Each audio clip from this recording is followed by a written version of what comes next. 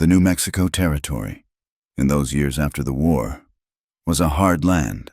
It was a place where the sun did not seem to warm you, only to burn you. The wind did not whisper, it scoured, and the law was mostly just a suggestion, written on paper 1,000 miles away, in towns that were little more than a line of cracked adobe and raw lumber baking in the dust. Men did what they felt they could get away with. Behind the Last Chance Saloon in one such town, a place with no name that mattered, something ugly was happening. It was not advertised, not public. It was a thing done in the shadows, in the stifling heat of a high-walled stable yard that smelled of sour mash, old manure, and human fear. A half-dozen men, drifters and ranchers with mean eyes and money to spend on things they ought not buy, stood in a half-circle. In front of them, on a crate, stood Elsie. She was young, maybe 20. Her dress was a rag, her feet bare and bleeding on the rough wood. There was iron on her wrists, a heavy chain that ran down to an ankle cuff. She was thin, the kind of thin that spoke of weeks of half rations and dirty water. There were marks on her. A whip had left its signature on her arms and the side of her neck, old and new. She was half-starved, but she was not broken, not all the way. Elsie kept her chin up. She had to. It was the only part of her they had not managed to bind.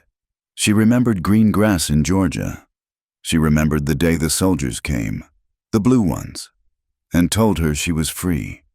She remembered walking for 2 months, heading west, thinking free meant safe. It did not. She had found work, cooking for a rancher named Beale, when she told him she was leaving, heading further north. He had laughed. He told her the paper did not mean anything out here. When she tried to walk away, he and 2 of his hands had tied her up. They sold her to a man heading south, and he sold her to this one, the auctioneer, a fleshy man in a sweat-stained suit. "Now, boys," the auctioneer said, smiling like a man selling spoiled meat. "I know what she looks like. She's got spirit, too much, if you ask me." He yanked the chain, and Elsie stumbled, catching herself before she fell. A line of pure, white-hot hate shot through her, but she bit her tongue until it bled. "This one," the auctioneer continued, "is a troublemaker. Tried to run twice, refuses to obey a simple command. That is why the price is low. She needs a firm hand, a real master." The men chuckled. One of them, a big man with a bounty hunter's badge pinned to a greasy vest, spat a stream of tobacco juice near her feet. "How low, Simmons? She ain't much but bone." "We will start at $50, Mr. Grice." Simmons said, $50 for a strong-backed girl who just needs to learn her place again. Elsie closed her eyes.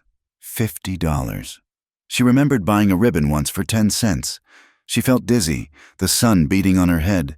She was property again. After all that, after the war and the walking, she was right back where she started. No, it was worse. This was not a plantation. This was a cage in the desert, and the men here looked like wolves. From the deepest shadow of the stable, where the light did not dare go, another man watched. He had come in on a tired-looking roan, limping worse than the horse did. He was tall, but he held himself in a way that tried to make him smaller. His name was Silas. His face was all angles and sun-scorched leather, with a scar that ran from his left eye down to his jaw, pulling the corner of his mouth into a permanent, grim line. He had come to this town for whiskey and cartridges, nothing more. He had heard the low voices from the saloon's back door and drifted over, moved by the kind of curiosity that keeps lonely men alive. Then he saw her. His eyes, haunted and gray as a winter sky, took it all in. The chain, the bruises, the auctioneer's greasy smile. But most of all, he saw her. He saw her flinch when Grice, the bounty man, stepped closer to look at her teeth. And he saw her stand tall right after, her spine going rigid as iron. It was a tiny thing, a movement most would miss, a flicker of defiance in a body that had every right to quit. Silas had seen that look before. He had seen it on men about to charge a cannon. He had seen it in field hospitals. He had seen it in the mirror. His hand, resting near the worn grip of the pistol on his hip, clenched. He had spent 4 years fighting for a cause he came to hate, came to understand was a poison. He had walked away from that war with a hole in his leg that never healed right, and a brand on his chest hidden under his shirt. He had been running from it ever since, from his family in Virginia, from the men he killed, and the men he watched die. He had not interfered in anything in 5 years. He just rode, did his work, and kept his mouth shut.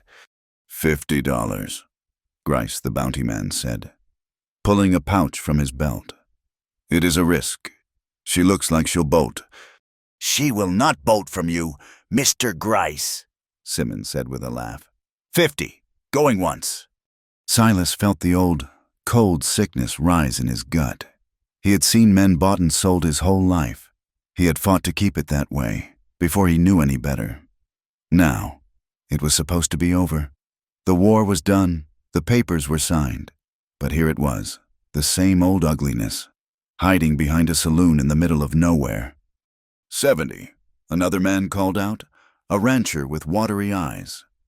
80, Grice snapped, his hand already on the money. He wanted her. Sold, then, to Mr. Grice for 80. No. The word cut through the heat. It was not loud.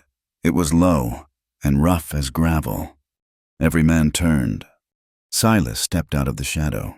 The sunlight hit him, illuminating the dust on his coat, the scar on his face, the utter weariness in his eyes. He did not look like much. He looked like any other broken cowboy. Simmons, the auctioneer, scowled. This is a private affair. Friend, you bidding or you leaving? I am not bidding, Silas said. His limp was obvious as he took 2 steps forward. His hand did not move from his side.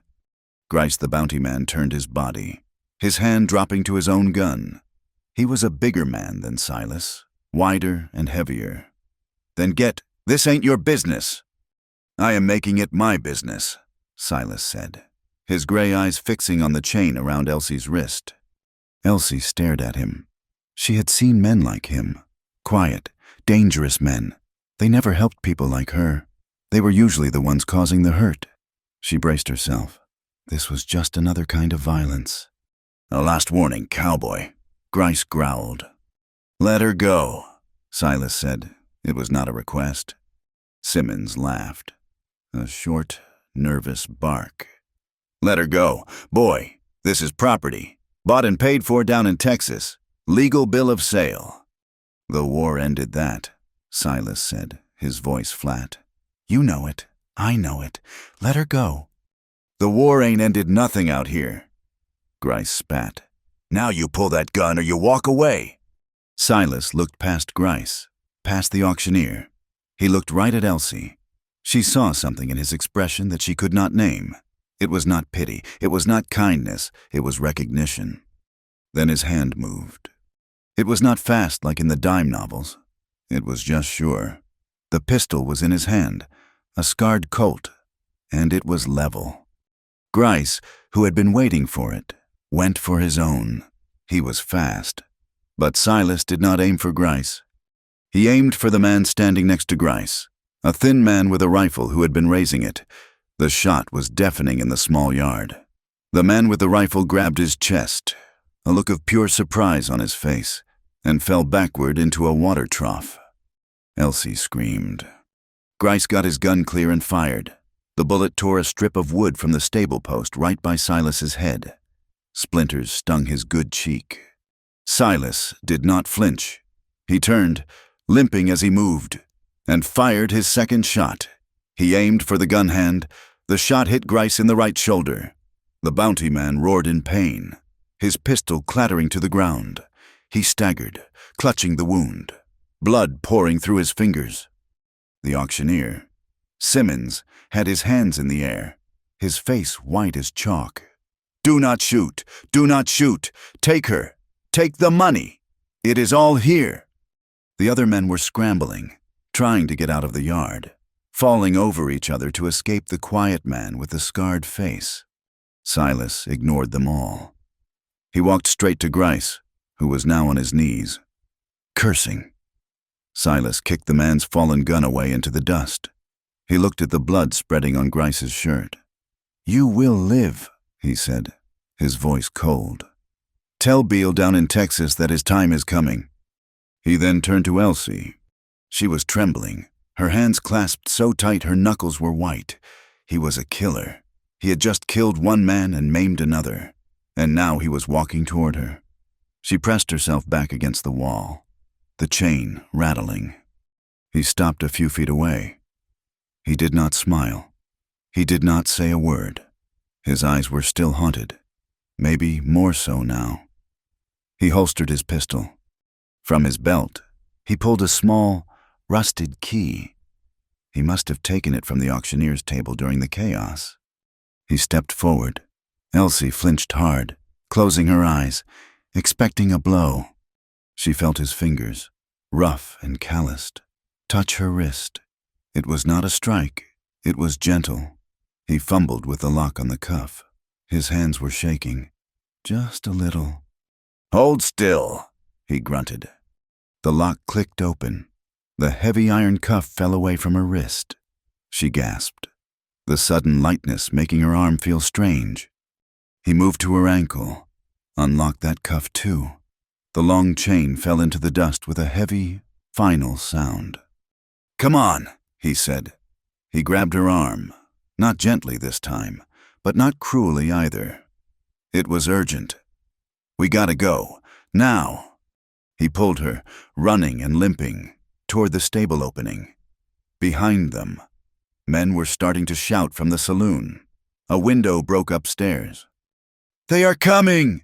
Silas yelled. He shoved her toward his roan, which was tied to the rail. The horse was skittish, rolling its eyes at the gunfire. Silas untied the reins with one yank. He put his good foot in the stirrup and swung himself up, hissing as his bad leg took the strain. He reached down a hand. "Up, now!" Elsie stared at his hand. Go with this man? This killer? But Grice was getting to his feet, screaming for someone to stop them. A rifle shot cracked from the saloon roof, the bullet whining past her ear. She took his hand. He hauled her up, setting her sideways in front of him on the saddle. She was all bone, weighing almost nothing. He wrapped one arm around her waist, holding her tight against his chest. "Hold on," he whispered, his voice rough against her hair. He kicked the roan into a gallop. They burst out of the stable yard and onto the main street of the town. Men poured out of the saloon, firing pistols. "Yeah!" Silas roared, digging his heels in. The horse lunged forward, pounding down the dusty street. Bullets kicked up dust clouds all around them. Elsie buried her face in his shirt. It smelled of sweat and horses and gunpowder. She was terrified, but for the first time in months, she was not chained. They cleared the last building, and then there was nothing but open desert, blazing under the white afternoon sky. The horse ran hard, its hooves drumming a desperate rhythm of escape. Silas did not slow down, did not look back. He just rode, pushing the horse deeper and deeper into the wilderness, away from the yelling, away from the gunfire, away from the town. Elkosi did not speak. She could not. Her throat was closed tight with shock and dust. She was free of the chain, yes, but she was still a prisoner. This man had not bid on her. He had not paid. He had fought. He had killed. In her world, that did not make him a savior. It just made him a new owner, a more dangerous one. She was just a possession that had changed hands, taken by force instead of coin. She huddled against him, feeling the heat of his body, the steady beat of his heart against her back, and waited for what would come next. They rode for hours. The sun began to dip, painting the clouds in angry shades of red and purple.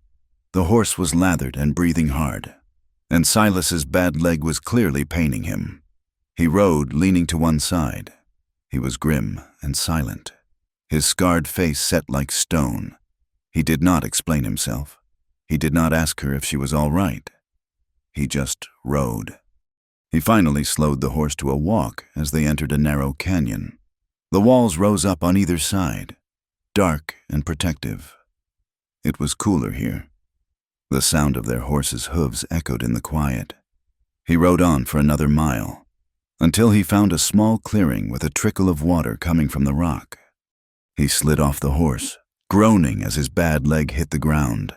He almost fell, catching himself against the canyon wall. Elsie stayed put. She did not know if she was allowed to get down. Silas looked up at her, his face shadowed in the dusk. "You can get down." She slid off, her legs weak and trembling. She stumbled, and her bare feet cried out as they touched the rocky ground. She sank down, her back against a boulder, pulling her knees to her chest. She watched him. He did not look at her. He was all business. He unsaddled the horse, rubbed it down with a handful of dry grass, and led it to the small spring. He let it drink, then hobbled it. He moved with a practiced, aching efficiency. He took his saddlebags and a bedroll and dropped them near the center of the clearing. He gathered dried brush and, with a flint and steel, started a small, smokeless fire. The flames popped to life, casting a small, flickering circle of orange light. He opened a saddlebag and took out a strip of jerky and a hard biscuit. He tossed them to her. They landed in the dust by her feet. Elsie stared at the food. "Eat," he said. His voice was not kind. It was just a command. She picked up the food, wiping the grit off on her ragged dress. She ate like an animal, tearing at the tough, salty meat, choking down the dry biscuit. It was the first real food she had tasted in days, and it hurt her shrunken stomach. When she was done, she crawled to the spring and drank, cupping the cold water in her hands. Silas sat on the other side of the fire, staring into the flames. He took a piece of jerky for himself but chewed it slow, like he did not even taste it. The silence in the canyon was huge. There was only the sound of the horse cropping grass and the crackle of the fire. Elsie watched him. The firelight played on his scarred face. He looked exhausted. He looked like a man who had been fighting for a very, very long time. She had to know, even if the answer was one she feared. She had to know where she stood. Her voice was a croak, raw from thirst and disuse. "You paid for me?" Silas did not look up from the fire for a long moment. The flames cast dancing shadows in his haunted eyes. He seemed to be weighing the words. When he finally spoke, his voice was low, and it seemed to be ripped right out of his chest. "No," he said, "I fought for you." Elsie stared at him. She did not understand. Men did not fight for people like her. They fought over them. They paid for them. They stole them. They used them. But they did not fight for them. The words made no sense. They hung in the air between them, heavier than the iron chains had been. She did not know how to respond. She had no words for this. He looked at her then, just a quick glance, and then looked back at the fire. He did not know what to say either. He had done a thing, and he did not rightly know why, other than he had to. Saying it out loud made it real, and it scared him almost as much as the fight had. He tossed his bedroll toward her. "Get some sleep. We ride before dawn." Elsie looked at the bedroll, then at him. He was settling himself against his saddle, pulling his thin blanket over his shoulders. He was giving her the only bed. She slowly unrolled it. It was worn, but it was clean. She lay down, her body screaming with aches from the ride, her mind reeling. She kept waiting for the clink of iron, for the cold feel of a shackle being locked onto her ankle. But it never came. She lay there, watching the stars appear one by one in the strip of sky above the canyon. The fire burned low. The scarred man was already asleep, or pretending to be. Elsie touched her wrist. The skin was raw and bruised, but it was bare. For the first time in a long, terrible time, she was going to sleep without shackles. She did not know if she was free. She did not know this man, but she was not in chains, and for tonight, That was enough to make the tears she had held back for so long finally, silently, begin to fall. They rode before the sun was even a rumor in the east. Silas moved with a stiff, pained urgency, his face a mask of iron in the pre-dawn gray. He woke her not with a word, but by kicking dirt onto the dying embers of the fire. The message was clear. Get up, move. Elsie was stiff, her bones aching from the cold ground and the long, hard ride. The terror of the auction felt like a lifetime ago, but the soreness in her muscles, the raw tracks on her wrists, were a sharp reminder. This was only the second day. Silas had the horse saddled before she had her bedroll tied. He did not offer to help her, just checked the cinch, his eyes scanning the rim of the canyon above them. He was listening for the sound of horses, for the jingle of a posse. He did not seem to see breathe. He brought the horse over, put his hands together for a step. She put her bare foot into his grasp, and he lifted her onto the saddle, setting her sideways as before. He swung up behind her, his bad leg dragging, and with a grunt of pain, he settled himself in. His arm came around her waist. It was not a gesture of comfort. It was practical. He could not risk her falling. He kicked the roan into a steady, ground-eating trot. They left the canyon and moved deeper into the wild country. This was a land God had not finished. It was all cactus flats, broken mesas, and dry gulches that split the earth like old wounds. The sun came up, and it was not a mercy. It was an enemy, a hammer of white-hot light that baked the rocks and shimmered in the air. They avoided ridges, staying low, following dry creek beds, always pushing north. Silas seemed to know the way, but it was a hard way, a way meant to be unseen. They were fugitives. She was stolen property, and he was a murderer. They stopped at noon, finding a sliver of shade under a red rock overhang. The horse was blowing hard, its flanks dark with sweat. Silas slid to the ground and immediately unhooked the canteen, giving the horse a spare mouthful in his hat before taking any for himself. Elsie slid down, her bare feet stinging as they hit the hot, rocky soil. She leaned against the rock, her whole body trembling with exhaustion. She looked down at her wrists. In the daylight, they were worse. The skin was rubbed raw, a bracelet of bruised, bloody meat where the iron had been. Dirt was ground into the wounds. She lifted her hand, her fingers tracing the sharp, circular line. It was a mark that said she belonged to someone. Even with the iron gone, the mark was still there.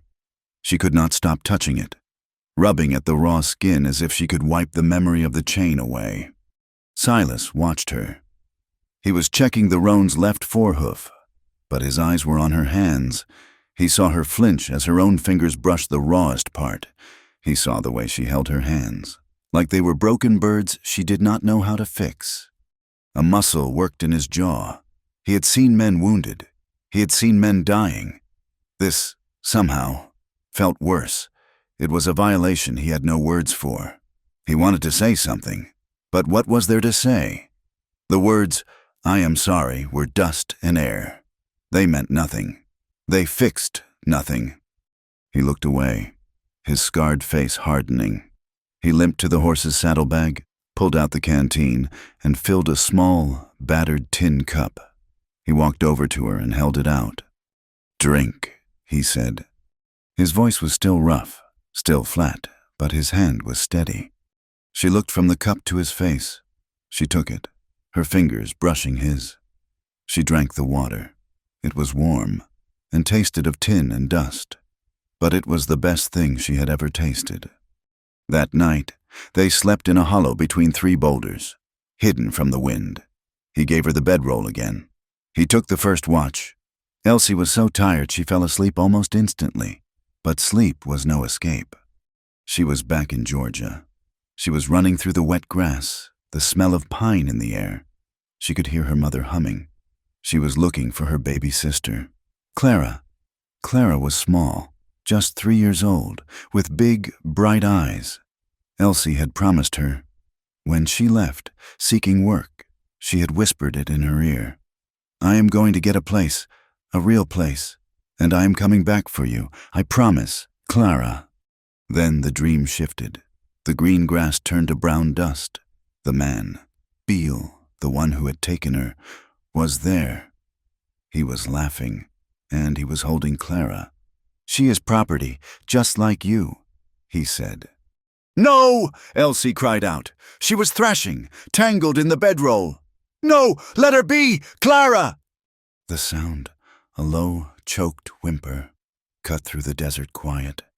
Silas was on his feet, rifle in his hand, before he was even fully awake. He scanned the darkness. There was nothing, just the wind and the sound of her crying in her sleep. He stood for a moment, watching her. Her face was twisted in a kind of agony he could not reach. He had seen men in the grip of nightmares, men dreaming of battles, their hands reaching for guns that were not there. This was different. This was the sound of something being torn apart. He could wake her, but what would he say? What comfort could he offer? The waking world was not any safer than her dreams. The desert night was cold. The temperature dropped 50 degrees when the sun went down. He could see her trembling, even in the bedroll. He said nothing. He walked over, unbuttoned his own heavy duster, the one that smelled of him, of horse and dust and smoke. He gently, careful not to wake her, laid it over her. She mumbled something, a broken word, and her hand came out, clutching the thick canvas of the coat. Her thrashing eased, her breathing steadied. Just a little. Silas limped back to his spot. He sat down, his back against the cold granite, his rifle resting on his knees. He pulled his thin blanket tight, but the cold found him anyway. He did not care. He stared out into the dark, listening to the vast, empty silence, and to the small, troubled sounds of the woman sleeping under his coat. He did not sleep again. Trust is not a thing that is given. In that land, it was earned. It was earned in blood, or in sweat, or in silence. Theirs was built in silence. They traveled for 3 more days, pushing north and west, into higher country. The pursuit from the town had not come. Either Grice was more hurt than he looked, or Silas had chosen a path so hard, so barren, that no posse would risk it. The small acts began to pile up, like stones in a foundation. The first time, it was food. His supplies were low, just jerky and hardtack. On the 4th day, he managed to snare 2 rabbits. He skinned them and cooked them over a tiny, nearly smokeless fire of dry mesquite. He tore the meat apart with his knife, the firelight catching his scarred face. He handed her the best part, the hind legs, a piece twice as big as his own. She looked at the meat, then at him. He just nodded, his mouth full of the stringy front quarter. "Eat," he grunted. "Need your strength." It was not a kindness. It was a statement. He needed her to keep up, but he had given her the better portion. She ate, and she felt something other than just fear for him. The next day, it was her ankle. The one that had been cuffed was swollen, a dark purple, and her bare feet were a mess of cuts and stone bruises. She was trying not to limp, trying not to show weakness, but Silas saw it. That evening, when they stopped, he motioned to her foot. "Let me see." She flinched, pulling it back. A white man kneeling before her was a threat. It was the posture of a man checking livestock, or worse. "It's swelling," he said, his voice flat, impatient. "It'll founder you. Then we are both finished." He took a rag from his saddlebag and soaked it in the cold water from the canteen. He knelt in the dirt in front of her. "Hold still." His hands were rough, the palms like worn leather, the knuckles scarred, but his touch was careful. He gently pressed the cold, wet rag to the hot swelling on her ankle. She hissed in pain, but she did not pull away this time. He took a clean strip of cloth from his bag, something that looked like it had been torn from a shirt, and he began to wrap her ankle. He did it with a practiced, efficient movement, binding it tight. but not too tight. He had done this before. She watched the top of his head as he worked. His hair was brown and thick with dust. He was focused entirely on the task, his scarred mouth set in a line. He was tending to her, like she was a person. When he finished, he sat back on his heels. "Better?" She nodded. She could not find the word thank you. It did not fit. The next day, their canteens were empty. The horse, its head low, was struggling. They were in a dry wash, the sun beating down, the air thick and still. "We stop," Silas said. He got off the horse, his eyes scanning the banks of the wash. "There is no water," Elsie said. Her voice was a croak. "There is water," he said. He started walking, his limp more pronounced on the soft sand. He was not looking for a pool. He was looking at the plants. He stopped near a clump of ragged-looking willow and some brush that was greener than the dead gray scrub around it. "Willow does not grow where it is dry," he said. He looked at the base of the canyon wall, where the sand looked a little darker. "Dig here." He knelt, his bad legs sticking out, and began scooping sand with his hands. Elsie stared at him. Then she knelt beside him. Together, they dug. They dug in the spot he had chosen, their hands moving in rhythm, a foot down. The sand became cool and damp. Another 6 inches, and it was dark, wet mud. Silas dug faster, and then a small, dark puddle of water seeped up into the hole. "Wait," he said. "Let it settle." They sat back and watched. The water slowly rose, the mud settling to the bottom. In 10 minutes, they had a small pool of gritty, but clear, water. Silas let the horse drink first, using his hat. The animal drank greedily. Then, he filled both canteens. He handed one to Elsie. She drank, the water tasting of earth and salvation. She looked at him, at this quiet, scarred man. "You knew," she said. He nodded, capping his own canteen. Learned it from the Apaches. They know this land. You listen to it. It tells you what you need." He had taught her something. He had given her a piece of his own survival. This was more than a coat. It was more than food. It was a tool. That night, it was his turn to dream. Elsie woke to a sound, a low groan. The fire was just embers. Silas was sitting against his saddle, his head on his chest. He was asleep, but he was not at peace. "No," he muttered. "No, I will not. I will not." He was back in Virginia, back in 1864. The green hills were burning. He saw his father's face, cold with fury. "You are a coward, sir, a traitor to your blood." He saw the faces of the home guard who had caught him, their eyes full of righteous hate. He felt the heat. He smelled his own skin burning. The tea they pressed into his chest. Traitor. He put a hand to his shirt, over the scar. It was always there, an ache that never left. He had not fought for the Union. He had just stopped fighting for the Confederacy. He had walked away from the sickness, and for that, his own people, his own family, had branded him like an animal. He had not spoken to his family since. He had ridden west and never looked back. "Leave it be," he whispered in his sleep. Elsie watched him. She saw the pain on his face, a deep, old pain that had nothing to do with his leg. She saw him touch his chest. She did not know his story, but she knew a haunted man when she saw one. He was running from something, just like her. They traveled for another week. They were in high country now, canyons giving way to pine trees and cooler air. They had not seen another soul since the town. They were beginning to hope. Then they crested a small ridge and Silas pulled the roan to a halt. "What is it?" Elsie asked. Silas did not answer. He was staring down into a small hollow. There was a cabin there, or what was left of it. It was just 3 stone chimneys and a bed of smoking, black charcoal, the smell of ash and something else, something sweet and terrible, drifted up to them. "Wait here," Silas said. His voice was hard. He drew his pistol, slid off the horse. Eluasi's heart began to pound a sick, slow rhythm. She knew that smell. She slid off the horse, ignoring him, and followed. He moved quickly, his limp forgotten, his pistol held ready. He reached the edge of the ruin. The roof was gone, fallen in. The inside was a black pit.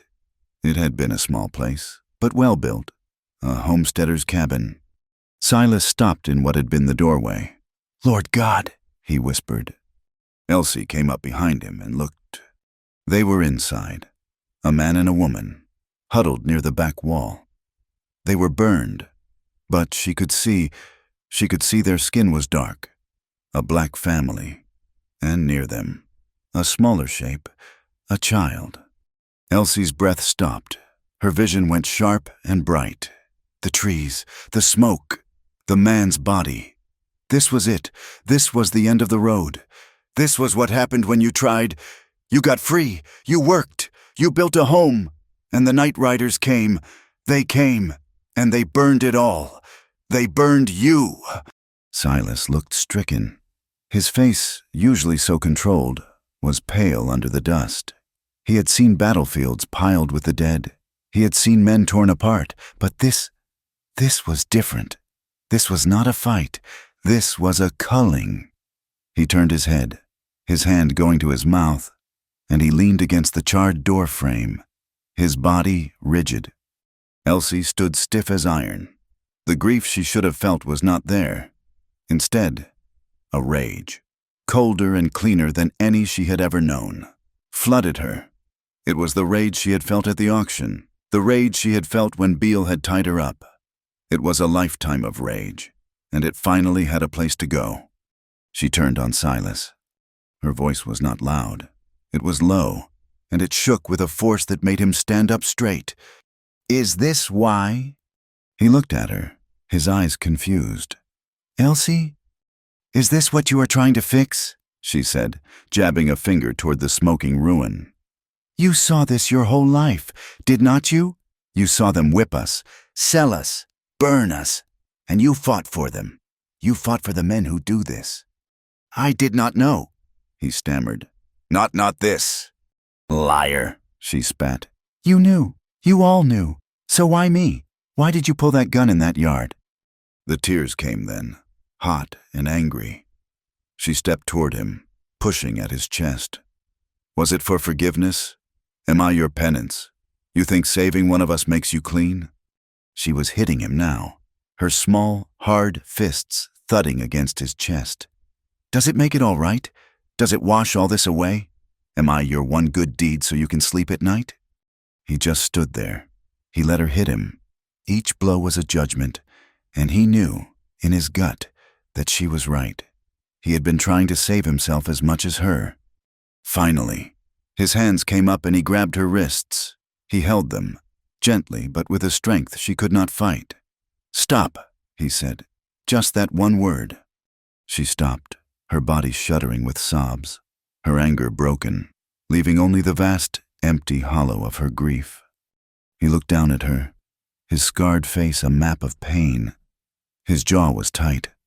"I cannot fix that," he whispered, nodding to the cabin. "I cannot fix the war. I cannot fix what I was." He let go of her wrists and looked at his own hands, as if he did not recognize them. "I have done so much wrong in my life. So much." He looked up, his gray eyes meeting hers, and she saw the truth in them. "When I saw you, in that yard, standing there, I did not think. He shook his head, unable to explain the impulse. "I just wanted to do one thing right," he said. His voice was soft and broken. "Just one." The words hung in the air. It was not an excuse. It was not a plea for forgiveness. It was a confession. Elsie stared at him. He was not a savior. He was not a hero. He was just a man, as broken and haunted as she was. He was a man who had seen the poison in himself and was trying, in his own clumsy, violent way, to cut it out. He turned away from her, unable to hold her gaze. "We cannot stay here." He went to the roan and unstrapped the small shovel he carried for digging fire pits. He walked past her, back to the ruin, and he began to dig. He dug in the hard, rocky soil just outside the cabin. He dug for an hour, his bad leg making the work slow and agonizing. Elsie watched him. She watched his back, the muscles moving under his shirt. She watched him fight the earth, his breath coming in sharp hisses. Finally, she moved. She walked into the ruin, found a piece of scorched plank that was thick enough, and she went to the hole he was digging. She knelt on the other side, and she began to dig with him. They did not speak, they just dug. It took 2 hours to make the graves wide and deep enough. They gently, with pieces of blanket they found, moved the bodies. They laid them to rest. Silas pushed the dirt back in, his face streaming sweat. When it was done, he stood, breathing hard. Elsie took the piece of plank she had used and pushed it into the soil at the head of the grave. A marker. It was all they could do. They rode away from that hollow and did not look back. They rode until the horse was stumbling and the sun was a dying ember. They made a cold camp. No fire. The smoke from the cabin was a signal, and whoever had done it might still be in the territory. They sat in the dark, the silence between them different now. It was not an empty silence. It was full of the things they had seen, full of the words he had spoken. Silas sat with his back to a rock, his rifle across his knees, on watch as always. Elsie was in the bedroll, but she was not sleeping. She sat up. He watched her, his body tensing. She moved across the small, dark space between them and sat down nearby. She sat for a long time, just watching the stars. Then, slowly, as if it weighed 1,000 pounds, she lifted her hand. She reached out and lightly touched the back of his hand, the one resting on the rifle stock. He flinched, a sharp, sudden intake of breath. His entire body went rigid, but he did not pull his hand away.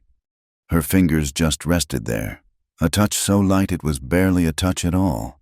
It was not a thank you. It was not forgiveness. It was understanding. I see you. He closed his eyes. He felt the warmth of her skin against his. A pack of coyotes started to howl in the far distance, their voices thin and wild, echoing off the dark mesas. It was a lonely sound. Silgas opened his eyes. He slowly, so slowly, turned his hand over, palm up, under her fingers. It was not a grasp, it was an offering, a question. She did not take his hand, but she did not move hers. She let her fingers rest there, in the center of his palm. They sat like that, in the cold and the dark. For a long time, they listened to the coyotes and the sound of their own breathing, which, for the first time, began to slow, in, out, together. Neither of them knew what this was, this feeling that was settling between them. It was not safety, it was not love, but it was a fragile, terrifying thing. It was hope. And in a world like theirs, hope was a thing that could get you killed. But sitting there, in the dark, neither of them could find the will to let it go. The grave digging had taken what was left of their strength. They rode away from the burned cabin in a heavy, sick silence, the smell of ash clinging to their clothes. The sun was setting, and the high country was turning cold. The horse, the good roan, was starting to favor its front left leg, a stumble that was becoming a limp. Silas knew they could not make another cold camp, not after what they had seen. Elsie was riding with a terrible stillness, her eyes fixed on the space between the horse's ears. She was gone, locked away inside herself. And he was not much better. The image of that cabin, of that family, was burned into his mind. It was the world he had fought for, the one he had protected. The sickness of it was in his throat. "We got to find shelter," he said, his voice a low rasp. "Real shelter. Horse is done." Elsie did not seem to hear him. He scanned the cliff sides, the darkening ridges. He had been through this territory once before, years ago, driving cattle. He remembered talk of old mines, prospectors' shacks. Hope was a dangerous thing, but it was all he had. The roan stumbled badly, almost going to its knees. Silas pulled it up, cursing under his breath. He slid off, his own bad legs screaming in protest. "We walk. Give the horse a rest." He helped Elsie down. Her bare feet, which had started to heal, were cut again. He saw her wince as she put her weight on them. He pulled his duster from his bedroll. "Wrap this around your feet. It ain't boots, but it's better than nothing." She looked at the coat, the one he had given her in the night. She nodded, her movements stiff, mechanical. She tore a strip off the bottom and began to wrap her feet. Silas took the reins, and they began to walk, leading the exhausted horse. The air was getting thinner, colder. The sky was a deep, starless purple. Night was falling fast. "Up there," he said, pointing. She looked. High up on the cliff face, almost invisible, was a scar. A thin path, no wider than a deer trail, cut back and forth across the rock. "What is it?" "A goat path," he said, "or a mining trail. Sometimes they build shacks up high to keep an eye on their claim." "We cannot climb that," she said. It was the first thing she had said in hours. Her voice was dead. "We got to," he said. "The horse can't, but we can. We will come back for him." He tied the roan to a scrub pine, gave it the last of the oats from his saddlebag. He took the saddlebags, his rifle, and the bedroll. He looked at Elsie. "It is going to be hard." She just nodded. The climb was a nightmare. It was nearly dark. The path was loose shale, and Silas, with his bad leg, struggled. He had to use the rifle as a crutch. Elsie was right behind him, her hands and knees raw, her breath coming in short, sharp gasps. But she did not stop. She did not complain. She just climbed. After an hour, when it felt like they could not take another step, the path flattened out, and there it was. It was a shack, barely. It was little more than a box, built of raw pine and leaning against the cliff face, as if it were afraid of falling. The roof was rusted tin, but it had 4 walls and a door. Silas pushed the door open. It scraped on the floorboards. The air inside was stale, smelling of dust, old iron, and mice, but it was out of the wind. "We are here," he breathed, dropping the saddlebags. Elsie slid down the wall, her back to the door, pulling her knees to her chest. Silas moved into the small, dark space. There was a window, a single pane of glass, cracked and dirty. He found a candle stub on a small table. He struck a match. The small flame flared to life. The shack was tiny, maybe 10 feet square, but it was a palace. In one corner, there was a narrow cot, just a frame with canvas stretched over it. In another, a small, cast-iron stove, its pipe going up through the roof. On a shelf above it, a miracle. "Look," Silas said, his voice rough with a feeling he could not name. Elsie looked up. He was holding a can. And then another, canned beans, canned peaches, a half-full tin of coffee. Some miner had left his stores, meaning to come back, and just had not, Ed. And on the small table, next to the cot, was a book. It was bound in black leather, the cover worn smooth, the pages warped by damp, a battered Bible. "Food," Elsie whispered. The word sounded foreign. "And a stove," Silas said. "We can have a fire, a real fire." He found a stack of dry wood against the back wall. He laid a fire in the stove, and soon the small metal box was radiating a beautiful, steady warmth. The tiny shack began to feel safe. It felt, for a moment, like a home. He opened the can of beans with his knife and set them on the stove to warm. He looked at the cot, then at Elsie. "You take the bed," he said. She shook her head, pulling her knees tighter. "I am fine on the floor." "That ain't a request," he said, his voice firm but not angry. "You are hurt. Your feet, He gestured, unable to say wrists. "Take the cot." "And you?" she asked, her voice small. "I have slept on worse than the floor." He said, "I got the bedroll."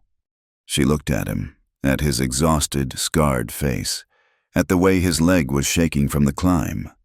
She unwrapped the torn cloth from her feet. "We can share it." The words hung in the air. The smallness of the room, the warmth, the sudden intimacy. Silas looked away, his face turning a darker shade in the firelight. "No," he said, that is not a good idea. You take it. I will take the floor by the stove. It is warm enough." It was a line drawn, a line of respect, she nodded. He served the beans, split between 2 tin plates he had found. They sat, she on the cot, he on the floor, and ate in silence. The beans were warm and salty, and it was the best meal of her life. Outside, the wind began to rise. It moaned around the corners of the shack, a low, lonely sound. "Sounds like a storm," Silas said, staring at the stove door. "We got up here just in time." He was right. By midnight, the wind was not moaning, it was screaming. A high-country storm hit them, a wall of wind and ice-cold rain that hammered the tin roof. The sound was deafening, like 1,000 drums beating all at once. The shack, protected by the cliff, shivered but held. They were trapped. For 3 days, the storm raged. They could not open the door. The wind would have ripped it from its hinges. The world was reduced to that single 10-foot room, the hammering sound on the roof, and the steady warmth of the stove. The tension, at first, was sharp. They were 2 strangers, a man and a woman, forced into a space too small for one. They avoided each other's eyes. They moved carefully, stepping around one another. He tended the fire. She organized the cans, making their small supply look like a feast. But the storm and the tiny room began to do their work. The noise was so loud they had to speak up to be heard, and the silence, when they did not speak, was heavier. On the second day, the rain turned to sleet, a sharp, angry rattling on the roof. They had eaten the last of the beans. Silas opened the can of peaches. He handed her a half. She was sitting on the cot, and her hand fell on the battered Bible. She picked it up. She traced the gold letters on the cover, now faded to black. "My father had a book like this," she said, her voice quiet, almost lost in the noise of the storm. Silas stopped, a piece of peach halfway to his mouth. He was sitting on his bedroll, his back against the wall, his rifle beside him. He just listened. "He was a preacher," Elsie said, her fingers opening the book. The pages were stuck together. "On the plantation. He taught me my letters, in secret, in the dirt, with a stick, behind the smokehouse." She smiled, a small, sad movement of her mouth. "He said the letters were freedom. He said they could not take the letters from your head, not ever. He said as long as I had them, I was a whole person." She looked up at Silas, her eyes shining in the firelight. "I wanted to be a teacher.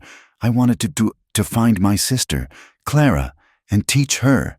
I wanted to teach all the children, so they could have the letters in their heads." It was the first time she had spoken of a dream. Not of survival, not of escape, a dream of a life. Silas watched her. He had never known anyone like her.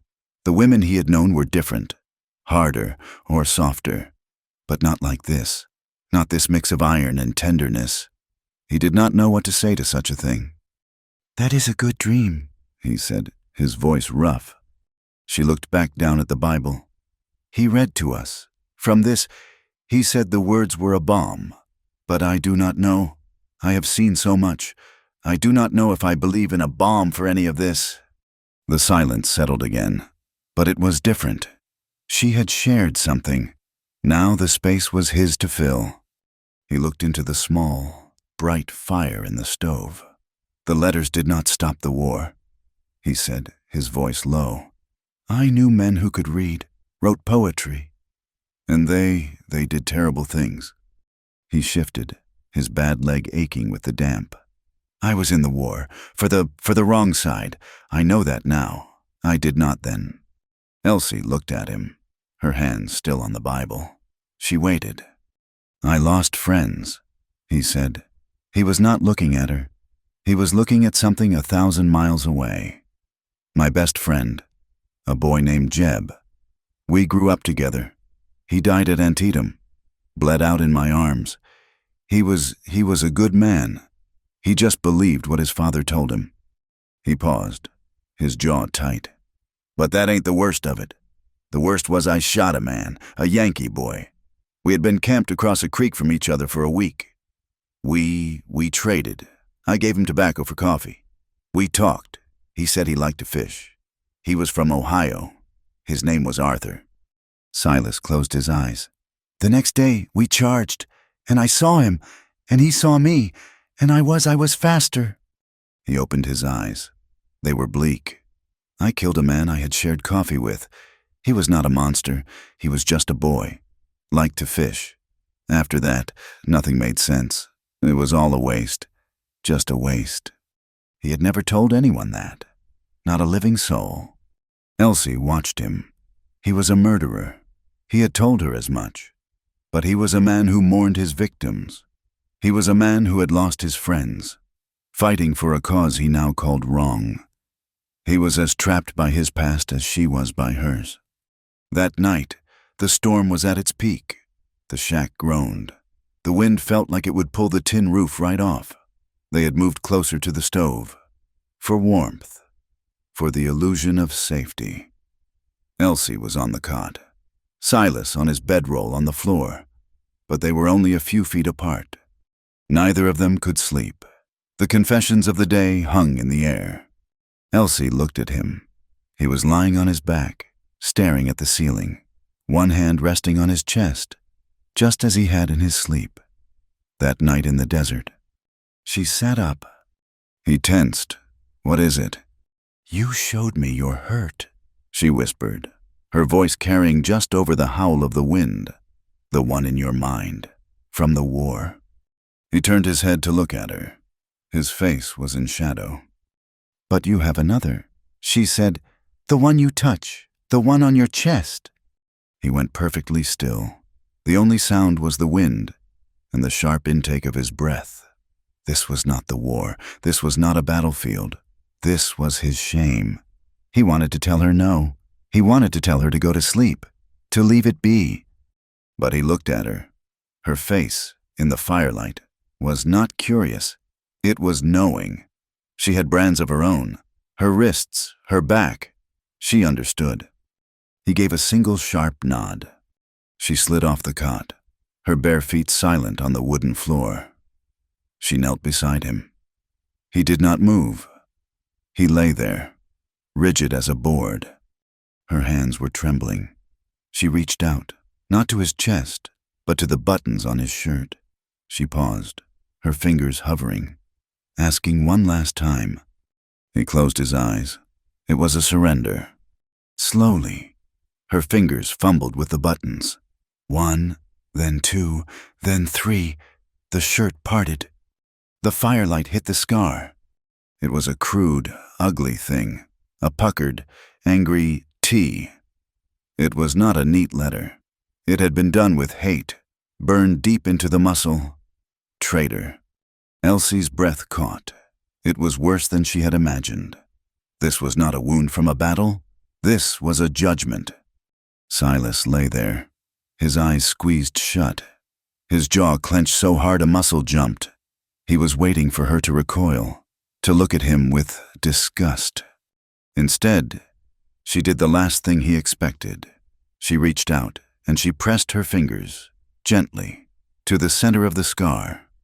He flinched, a sharp hiss of air escaping his teeth. The scar was old, but it burned. It always burned. She did not pull her hand away. She let her fingers rest there, her small hand covering the mark. She felt the heavy, fast beat of his heart beneath it. "You fought for the wrong side," she whispered, and her voice was not judging. It was just a fact. "I know that. Her fingers traced the outline of the letter. "But you are not that man anymore." She looked up, from the scar to his face. His eyes were open now, and they were watching her, raw and vulnerable. "Now," she whispered, "you are fighting for something right." He did not speak. He could not. The words she said, no one had ever said anything like that to him. He had been a traitor. He had been a killer. He had been a runaway. He had never been right. He stared at her, and something inside him, something that had been frozen solid for 5 years, began to crack. She slowly drew her hand back. He reached up, his hand shaking, and pulled his shirt closed. He did not bother with the buttons. Else went back to the cot. She lay down, her back to him. Silas turned on his side, facing the fire, his back to her. The air in the room was so heavy it felt hard to breathe. The storm raged. But inside, a different storm had broken. They lay there, not touching, just a few feet apart, and the space between them was electric. They heard every breath, every small shift of weight. He lay there, fighting himself. He did not know what he wanted. He wanted to thank her. He wanted to tell her she was wrong. He wanted to reach across that small space and just hold her hand. After a long time, he felt it. A touch? He thought he had imagined it, but it came again. Her hand, reaching from the cot, her fingers, tentative, light as a moth's wing, brushed his jaw, tracing the line of his own scar. He closed his eyes, fighting the need to reach for her. He fought the need to turn, to take her in his arms, to tell her everything. He fought it because he knew, deep in his gut, that if he moved, he would be no better than Grice, or Beale, or any of the men who had ever taken anything from her. This had to be her choice. So he just lay there, frozen, and let her touch his face. The storm broke on the 4th morning. They woke up, not to the hammering of rain, but to a profound, heavy silence. The wind was gone. The only sound was the drip, drip, drip of water melting from the roof. Silas got up and unbarred the door. He pushed it open.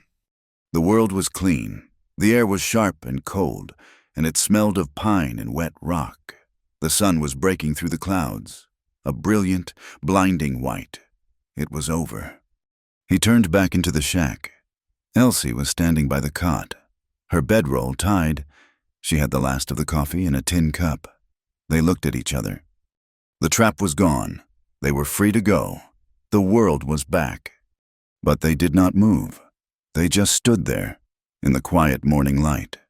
The unspoken things of the last 3 days filling the small room. The shared food, the stories, the scar, the touch. "We should," Silas started to say. "We should go. See to the horse." "I know," she said. But she did not move. She stepped toward him. "Silas." He looked down at her. He saw the fear in her eyes, but something else, too, a resolve, a strength that matched his own. She rose up on her bare toes, and she pressed her mouth to his. It was tender. At first, a question. Her lips were soft, and they tasted of coffee and peaches. It was hesitant. She was scared. He was scared. This was a line they had not dared to cross. He stood frozen, his hands at his sides. She did not pull away. She stayed, her lips on his, asking. And then something in him broke. The wall he had kept up for 5 years, the control, the emptiness, it shattered. His arms came around her, pulling her tight, and he kissed her back. It was not tender. It was fierce. It was desperate. It was all the dark nights, all the running, all the fear, all the death, and the one tiny, burning spark of hope. He kissed her like he was drowning, and she was air. She clung to him, her hands in his hair, and she met his hunger with her own. It was a kiss of survivors. Finally! She pulled back, her breath coming in sobs, her hands pressed against his chest. She was shaking. He was shaking. He looked undone, terrified. He had crossed the line. "Elsie," he gasped, his voice broken. He let his arms fall. You do not owe me anything." He had to say it. He had to know. He had to give her the out. He could not be another man who took. She looked up at him, her eyes bright with tears, but she was not crying. She shook her head. "I know," she whispered. "I know what I owe. I owe you for my life. But this—" She put her hand on his chest, her palm flat over the buttons, over the brand. "This is not payment." She met his gaze, and her voice was steady, steady as the rock of the mountain. "Then let me choose you." That choice, that kiss, it hung in the air of that little shack. It was a thing said, a thing done, that could not be taken back. The world outside, washed clean by the storm, was waiting. It was a world that did not care about a kiss. It was a world that did not care about a choice. Not one made by them. They stood there for a long moment. Silas, his face torn between a tenderness she had never seen and the old, familiar fear. Elsie, her heart pounding a new rhythm, one of hope, which was maybe the most dangerous rhythm of all. We got to see to the horse," Silas said finally, his voice thick. He broke the spell. He stepped past her, picked up his rifle, his movements stiff. "I know," she said. The climb down was harder than the climb up. The shale was wet, slippery. But this time, he held her hand. Not for balance, not really, just to hold it. When she slipped, he caught her. When he winced, his bad leg twisting, she steadied him. They moved as one, down from their safe place, back into the world. The roan was where they left it, tied to the pine. It was thin and wet and miserable, but it was alive. It whinnied, a low, weak sound. When it saw them, "Thank God," Silas breathed. He went to the horse, running a hand down its flank, checking the lame foreleg. "You are a good boy. A good, strong boy." The leg was better, the swelling down, but he was still favoring it. "He'll hold," Silas said, mostly to himself. "But he can't run. Not hard. We need supplies. We need another horse." That meant a town, or a trading post. It meant facing the world that had put them in this mess. They traveled slow, Silas walking to spare the horse, Elsie riding. They moved for 2 days, back toward the sparse trails, the ones that might lead to a post. The intimacy of the shack was gone, replaced by the vast, empty sky and the constant, nagging fear. They spoke little. They did not touch. The kiss was a memory, a thing too fragile to bring out into the harsh sunlight. On the 3rd day, they saw it. A low, adobe building, smoke trickling from a chimney, a sign. Half-faded, red, "Watson's Post, Supplies." "It's small," Silas said. "That's good. Less chance of trouble." He looked at Elsie. "Stay here. Stay with the horse. Keep out of sight." She shook her head. The woman who had climbed the cliff, who had stitched his wound, was not the same one he had pulled from the auction. "No, I go where you go. I'm not waiting in the rocks. I choose, remember?" He looked at her, saw the iron in her spine. He gave a sharp nod. "All right, keep your head down. Let me do the talking." They tied the roan to a rail. Silas limped, his bad leg aching from the walk. Elsie kept her head down, her bare feet, now calloused and tough, silent on the dusty ground. She had wrapped herself in what was left of his duster, trying to hide. The inside of the post was dark and smelled of tobacco, old leather, and coffee. A single man, with a bald head and a dirty apron, stood behind a counter. "Help you," he grunted. "Need cartridges," Silas said, his voice low.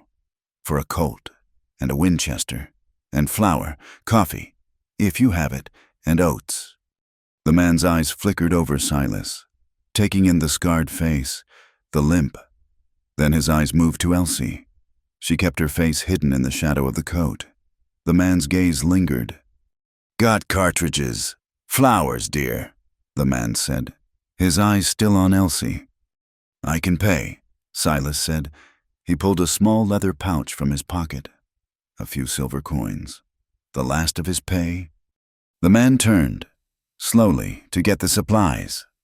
And Elsie saw it. It was nailed to the wall, right by the door, where everyone who came in would see it. A piece of paper, a poster, fresh, the ink still dark. She could read her father's gift. The letters, "Wanted," she read, her blood turning to ice water. $100. There was a drawing, a crude sketch of a man with a scar. It was him. It was Silas. "For the murder of one," she read, her breath catching. "And the grievous injury of another in—" The town's name was there. The wanted man, Silas McCabe, is armed and dangerous. Her eyes scanned the rest of the text, and then she saw her own name. McCabe is accompanied by stolen property, a colored woman answering to Elsie, property of Mr. Beale of Texas. $10 for the return of the woman. No questions asked. $10. Her father's letters, her freedom, had just told her she was worth $10. "Silas," she whispered. It was not a word. It was just air. He was counting his coins. "What?" "Silas." Her voice was sharper. He turned. He saw her face, white, terrified. He followed her eyes. He saw the poster.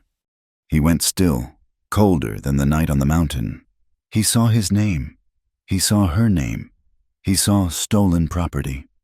Behind the counter, the owner had stopped moving. He was not looking at the shelves. He was looking at Silas, and he was looking at the poster. His eyes went back and forth, from the drawing to the scarred face. His hand was slowly moving under the counter. "We go," Silas said, his voice flat. He did not grab the supplies. He did not grab his money. He grabbed Elsie's arm. "Now."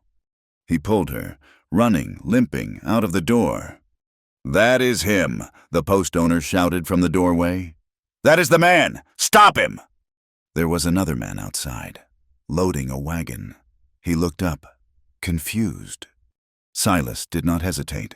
He threw Elsie onto the roan, swung up behind her. "Yeah!" he roared, kicking the horse. A shot. The post owner had a rifle. The bullet sang past Silas's ear, so close he felt the heat of it. The roan, terrified, lame leg and all, ran. It ran as it had not run since the auction, pounding out of the small post, back into the empty wilderness. They rode for hours. They rode until the horse was stumbling, its breath a ragged whistle, its lame leg failing. "He's done," Silas said, pulling the horse to a halt in a dry gulch. "He's done." He slid off, his face grim. The failed trade, the poster, it had all gone wrong. They had no food, no water, and a broken-down horse. And now, the world knew. They were not just runaways. They were a bounty. "We need water," Elsie said. Her throat was raw with dust and fear. "Silas, we need water." He looked at his canteen. Empty. He had hoped to fill it at the post. "There is a water station," he said, "on the old mail coach line. It is about 5 miles. But it is open. It is a risk." "What choice do we have?" she said. He nodded. "We rest the horse for an hour, then we walk him." They got to the water station as the sun was starting to bleed into the horizon. It was just a trough, a small wooden shack with a well, and a windmill that was not turning. It was the quietest place on earth. "It is too quiet," Silas said. His rifle was in his hands. "There is no one here," Elsie said. I can smell the water." "You stay here," he said. "Behind this rock. I will go." "No," she said. "We go together." "Elsie, do as I say. Just this once. Please." His voice was tight. He was spooked. She nodded, her hand gripping the small, cold revolver he had given her, now tucked into the waistband of her ruined dress. He moved low, his limp making him awkward, but silent. He moved from the rock to the trough. Nothing. He scanned the hills. Nothing. He reached the well. He peered into the small shack, empty. He turned and waved to her. "It is clear." Elsie's shoulders slumped in relief. She stepped out from behind the rock, leading the roan. A rider. He had been hiding, not in the shack, behind it, lying flat on the roof, his horse hidden in a draw 50 yards away. A bounty hunter. Waiting. He stood up, a rifle to his shoulder. "That is far enough. McCabe!" Elsie screamed. The rifle cracked. Silas did not turn to face the man. He turned to Elsie. He ran, limping, and he threw himself at her. "Get down!" He shoved her. Hard. He threw his body in front of hers. A human shield. They hit the ground together, a tangle of limbs. The bullet, meant for his chest, or maybe hers, found him. It tore through the thick muscle of his left shoulder, high up, near the collarbone. Silas grunted, a sharp, choked-off sound. The air punched out of him. He landed on top of her, his full weight driving her into the dust. Then he was rolling, rifle in hand. Get back!" he roared at her, his voice wet. He fired from the ground. He did not aim. He fired at the man, at the shack, just to make him duck. The bounty hunter, surprised, dropped back behind the shack roof. Silas scrambled, pushing himself backward, his bad leg dragging, his left arm useless. Blood was pouring from his shoulder. "Elsie, run! Get the horse! Run!" But Elsie was not running. She was staring at the blood, so much blood, it was dark, almost black, in the dying light. "I am not leaving you," she screamed. Another shot from the roof. The bullet kicked up dirt a foot from Silas's head. I cannot get a shot," Silas gritted out. He was trying to lift the heavy rifle with one arm. It was impossible. Elsie looked at the bounty hunter. She looked at Silas, bleeding in the dust. She looked at the roan, standing stupidly, its reins dragging. She did not run. She grabbed the reins of the roan. She ran to Silas. "Elsie, no!" She yanked his good arm. Get up! Get up!" He tried. He got to his one good knee. The man on the roof stood up again, leveling his rifle for a clean shot. Elsie grabbed the small revolver from her waist. She had never fired a gun in her life. She pointed it at the roof, and she pulled the trigger. The gun bucked in her hand, the sound sharp and small next to the rifle shots. The bullet went nowhere near the man, but it made him look. It made him pause. Who was this? It was all Silas needed. He put his good hand on the saddle horn, his foot in the stirrup, and he pulled. He screamed, a raw, terrible sound. As his wounded shoulder took the strain, he got up, collapsing over the horse's neck. Elsie did not wait. She scrambled up behind him, grabbing his waist. She kicked the horse, hard, with her bare heels. "Run! Run!" The bounty hunter fired again. The bullet grazed the roan's rump. The horse squealed, and it bolted. It ran, lame leg and all, with a terror she had never seen. She held on to Silas. He was a dead weight. His head was on her shoulder. His blood was soaking her dress, hot and sticky. "We have to go back," she said, her voice frantic, whispering to him or to herself. "We have to go back to the shack." "No," he mumbled, his voice thick. "No trap. He'll follow." "He will not," she said, her voice suddenly, terribly calm. "He thinks we are running north. He will ride for the pass. He will not think we would go back.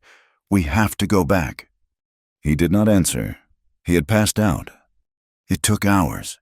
She led the horse, step by agonizing step, back up the shale path in the dark. The horse stumbled. She pulled it. She fell. She got up. Silas was a body, slung over the saddle. She did not know if he was alive or dead. She just knew she had to get him to the shack. She got him there. How? She never knew. She half dragged, half carried him from the horse and through the door. He fell onto the cot, and he did not move.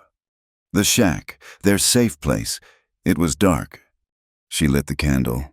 Her hands were shaking so hard she dropped the match twice. She looked at him. His face was pale as milk, slick with sweat.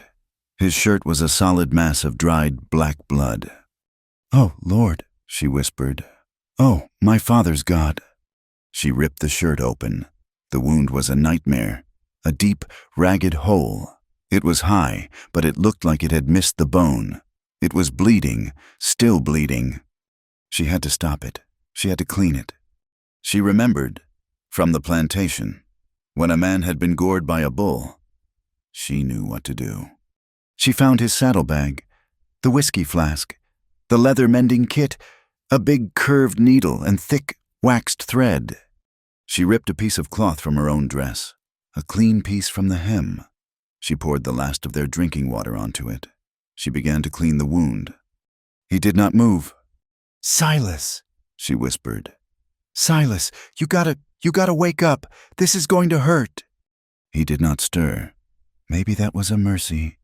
She took the whiskey flask. She poured a little between his lips. He coughed, a weak, wet sound, but he swallowed. Then she took a deep breath, and she poured the rest of the whiskey right into the wound. He screamed. It was not a human sound. It was a raw, animal sound of pure agony. He arched off the cot, his whole body rigid. Then he fell back, unconscious again. "I am sorry," she whispered, tears streaming down her face. "I am so sorry." Her hands were shaking.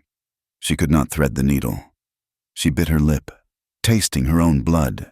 Stop shaking. You have to." She thought of her father.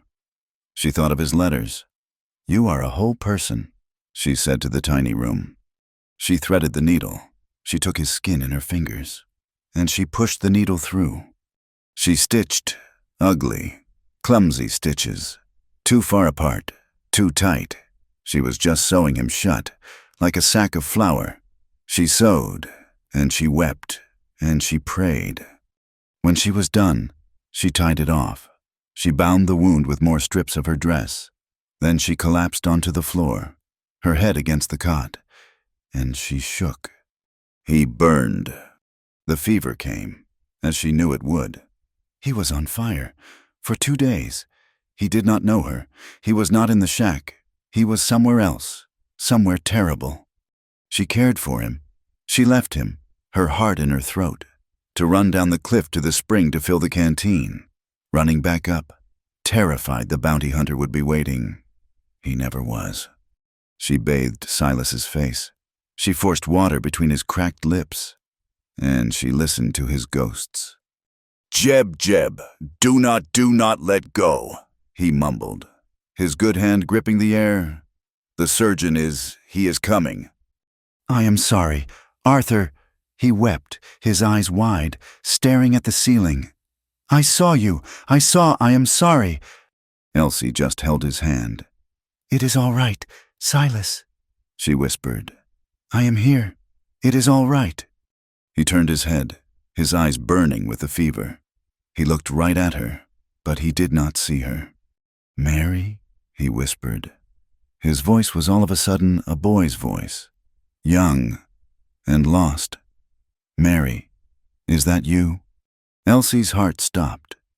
Mary, a wife? The name was a stone in her stomach. "You came," he murmured, and a small, broken smile touched his lips. Father is so angry. He is so angry. But you came. Mary." She understood. His sister, the one he had lost. She swallowed the lump in her throat. "I am here, Silas," she said, her voice soft, playing the part. "I am here. You rest now." Do not leave," he mumbled. "I will not leave," she said. He seemed to quiet. His body relaxed. Just a fraction. He fell back into the dark. She sat there, holding the hand of a man who was calling for his sister. She had never felt so alone in her life. The fever raged. She fought it. She used up all the water. She used her own body, lying close to him, to try and keep him warm when he shivered, then pulling away, bathing him, when he burned. On the third night, his breathing changed. It was shallow, too shallow. "Silas?" she said. He did not respond. She put her hand on his chest. His heart was a faint, faraway drum. "No," she said. "No, you cannot. After all this, you cannot."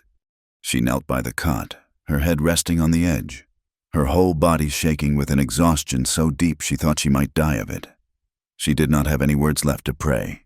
She was just empty. She felt it, a touch in her hair. Her head snapped up. He was looking at her. His eyes, they were not burning.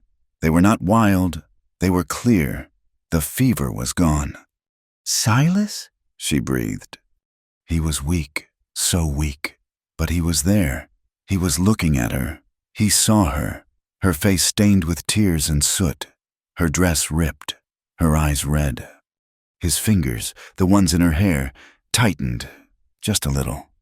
You stayed," he whispered.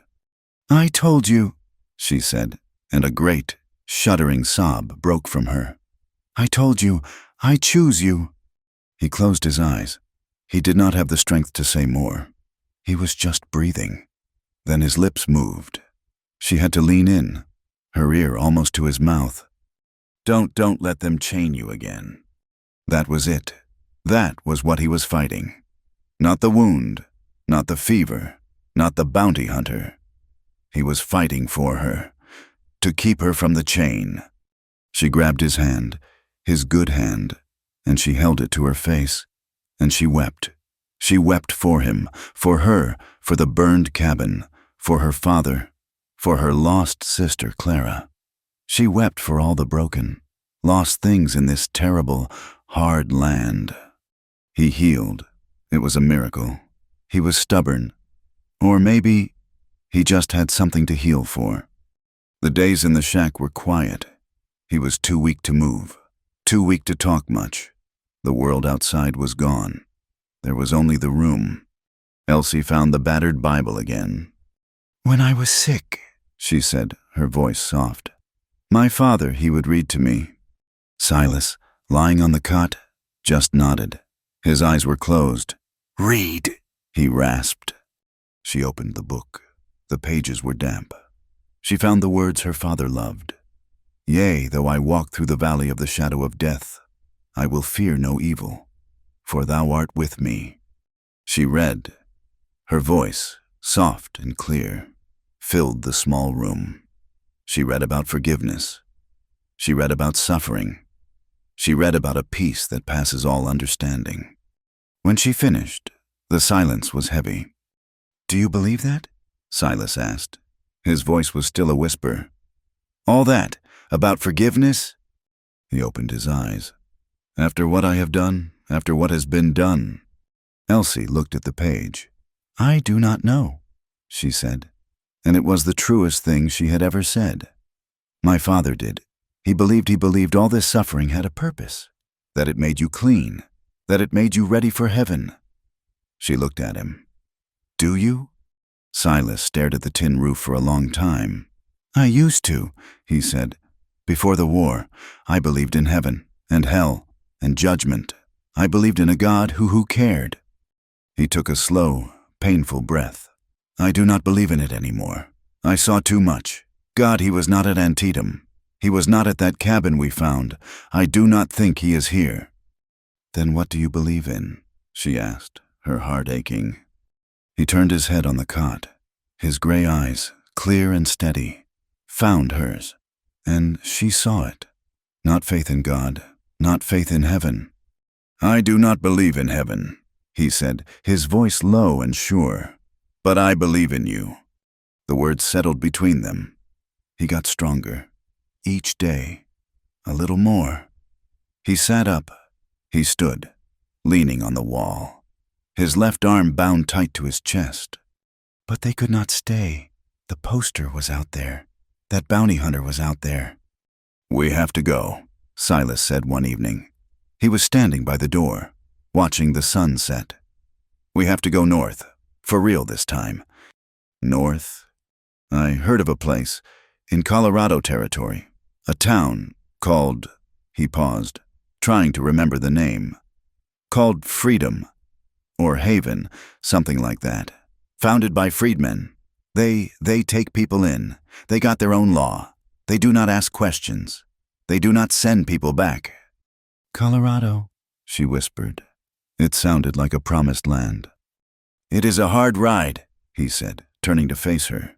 His face was grim. And I am not what I was. He touched his wounded shoulder. We got one lame horse. We got no food. And we got to cross hostile country. Apaches. And men like that bounty hunter. The bounty is still on my head, and on yours. I am not property, she said, her voice hard as steel. The poster says you are, he replied, his voice just as hard. And that is all that matters to them. He limped to his saddlebag. He had been cleaning his guns while he sat. A one-handed, clumsy job. His Colt, his rifle, and the small pocket revolver she had used. He checked it. He loaded all 5 chambers. He walked over to her. He held it out. But first. You know how to use it now, he said. She looked at the gun, the weight of it. I do not want it, she said. Take it. It was not a request. Elsie, listen to me. He put his good hand on her shoulder, his eyes burning into hers. We ride together. I will fight for you. I will die for you. You know that now. She nodded.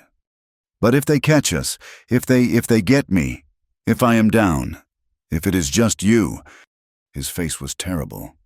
They will not just kill you, Elsie. You know what they will do.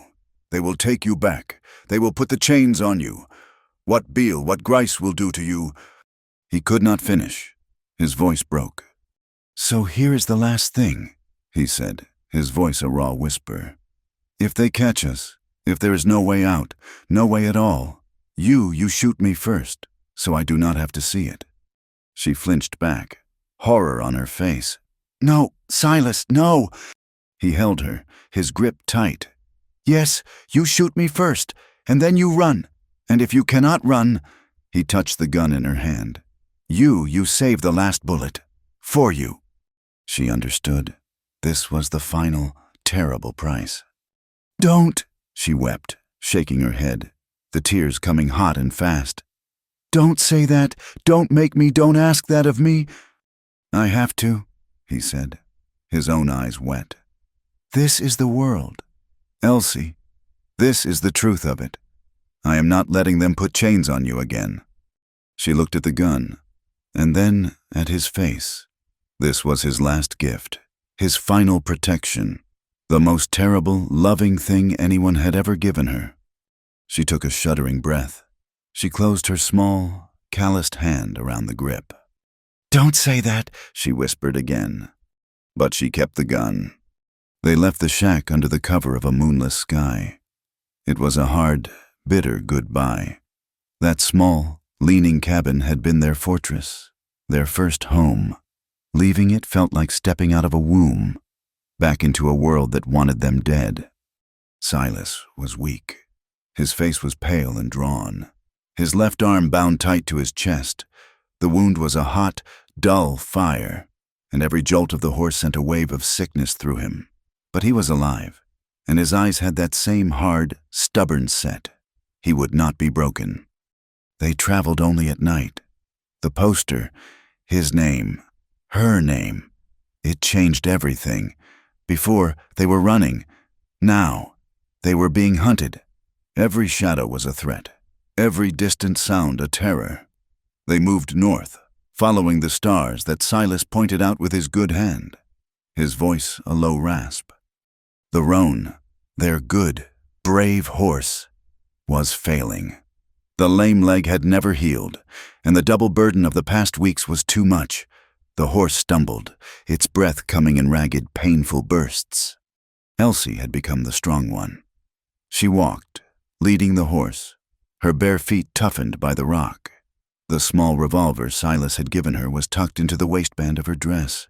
It was a cold, heavy weight, a constant, sickening reminder of his last, terrible command. Shoot him first, then run. They avoided the trails, the water holes. They crossed the high, barren flats, a land of stone and scrub. When they needed water, they used the trick Silas had taught her, digging in the dry washes where the willows grew, sipping the gritty, precious water from the holes they dug. They were shadows, moving across a land that did not want them. After 4 nights, Silas slumped in the saddle. "Elsie, we gotta rest. The horse, he is done." She looked at him. In the faint starlight, she could see the sweat on his face.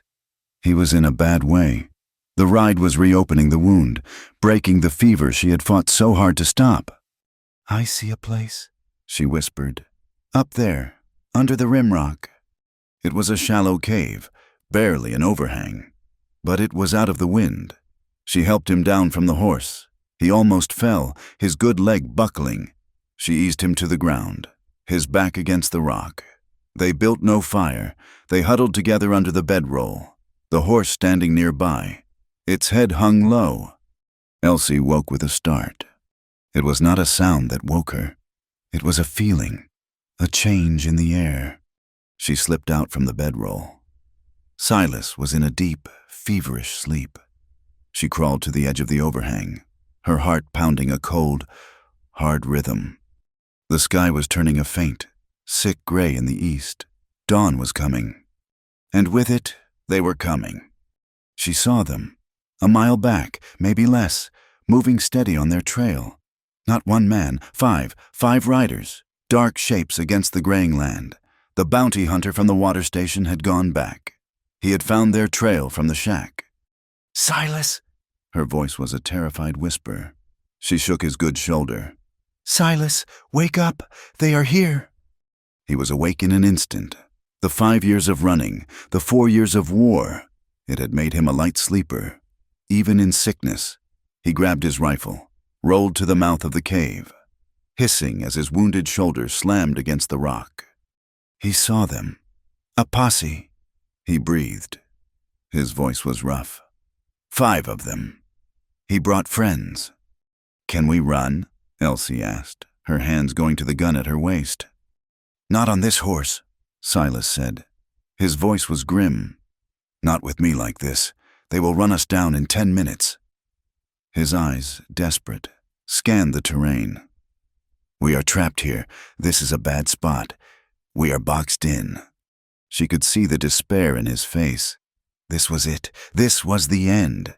This was where he would ask her to use the gun. "No," he said, his voice suddenly sharp.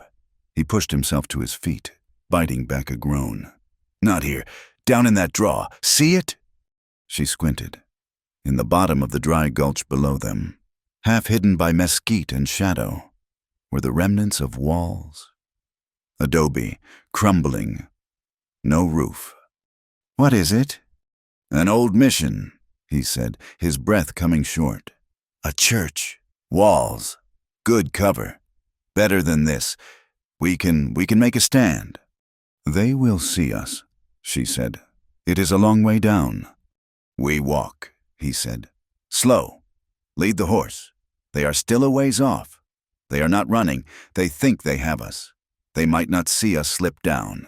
Go now." She grabbed the roan's reins. She pulled the horse, which was too tired to spook. Silas was right behind her, his rifle in his good hand, using it as a crutch. They moved, step by agonizing step, down the rocky slope. The horse's hoofs slipped. A small shower of rocks clattered down the draw. A mile away, one of the riders stopped. He pointed. A shout, a thin, clear sound in the morning air. They had been seen. "Run!" Silas yelled. He shoved the horse, hard. He grabbed Elsie's hand, pulling her. He ran, his limp a terrible, jarring gait, his bad shoulder flopping uselessly. The horse, terrified by the shout, scrambled down the slope. A rifle shot cracked. The bullet chipped the rock right where they had been a second before. They tumbled into the draw, Silas falling, rolling. Elsie helped him up. They plunged through the thorny mesquite and half fell through the wide, open doorway of the church ruin. It was not much. It was 4 walls, the back one the most complete, the front one mostly gone. The roof was just a few charred beams, open to the lightning sky. At the far end, a broken stone altar lay in a pile of rubble. Silas collapsed against the back wall, his rifle propped on a crumbling section, his chest heaving. Find a spot!" he gasped, his face white with pain. "The back wall. It is solid. Stay there." The posse was coming. They could hear the men yelling to each other, the sound of horses crashing through the brush on the ridge above them. They were fanning out, taking positions. Elsie looked at Silas. He was slick with sweat. His shirt, where he had fallen on his shoulder, was dark. The wound was bleeding again. He was a dead man. He was hurt. He was outnumbered. And he was trapped. He was going to die here, trying to protect her. The gun was at her waist. "Shoot me first." She could not, but she could do something else. "Silas," she said. Her voice was terribly calm. He was trying to chamber a round with one hand, his face twisted in concentration. "What? Get down!" "Let me go," she said. He stopped. He thought he had misheard her. "What?" "Let me go," she repeated. Her hand was on the revolver, but not to draw it. "They want you for murder. They will kill you.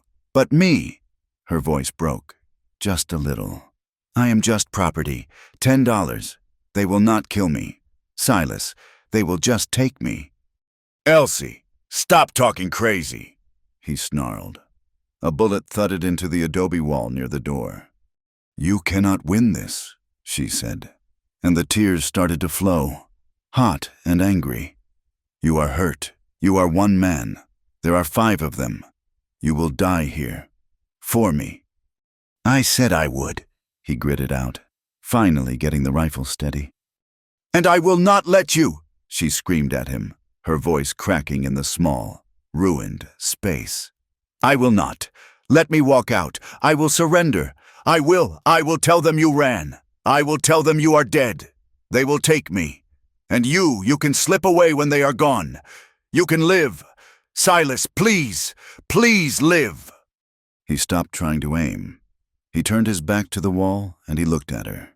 His face, in the gray morning light, was a wreck of pain and disbelief. He reached out his good hand, his right hand, and he put it on her face. His palm was rough, calloused, but his touch was gentle. His thumb wiped a tear from her cheek. "Elsie," he said, his voice dropping, all the wildness gone, replaced by a terrible, quiet certainty. "Look at me." She met his gaze, her own swimming in tears. "You walk out that door," he whispered. "You surrender. You think I am going to live? You think I am going to slip away?" He shook his head, a small, sad movement. "I will be dead before you take 2 steps. Because if they take you, Elsie, I will stand up from this wall, and I will walk right into their bullets. But your life—" "There is no but," he said. "You do not get it, do you? Before I met you, I was already dead. I was just walking around, that brand on my chest." He touched his shirt, over the scar. "That was my headstone.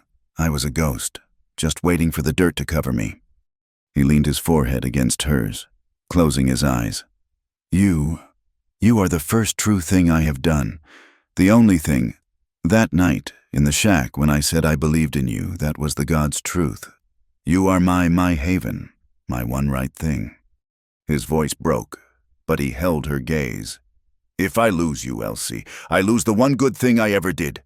I lose my soul. I would rather lose my life. I would rather lose it right here, with you." A shot rang out.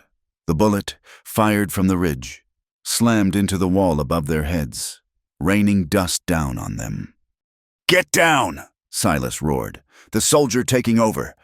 He shoved her, hard, pushing her down behind the broken stone altar at the back of the ruin. He spun, raising his rifle. The posse was attacking. 2 men were coming down the draw on foot, firing as they came, running from cover to cover. 3 were still on the ridge, laying down a rain of lead. "Stay down," Silas yelled. He leaned out from behind the altar, resting the heavy rifle on the stones. His wounded shoulder screamed. He got one of the men in his sights.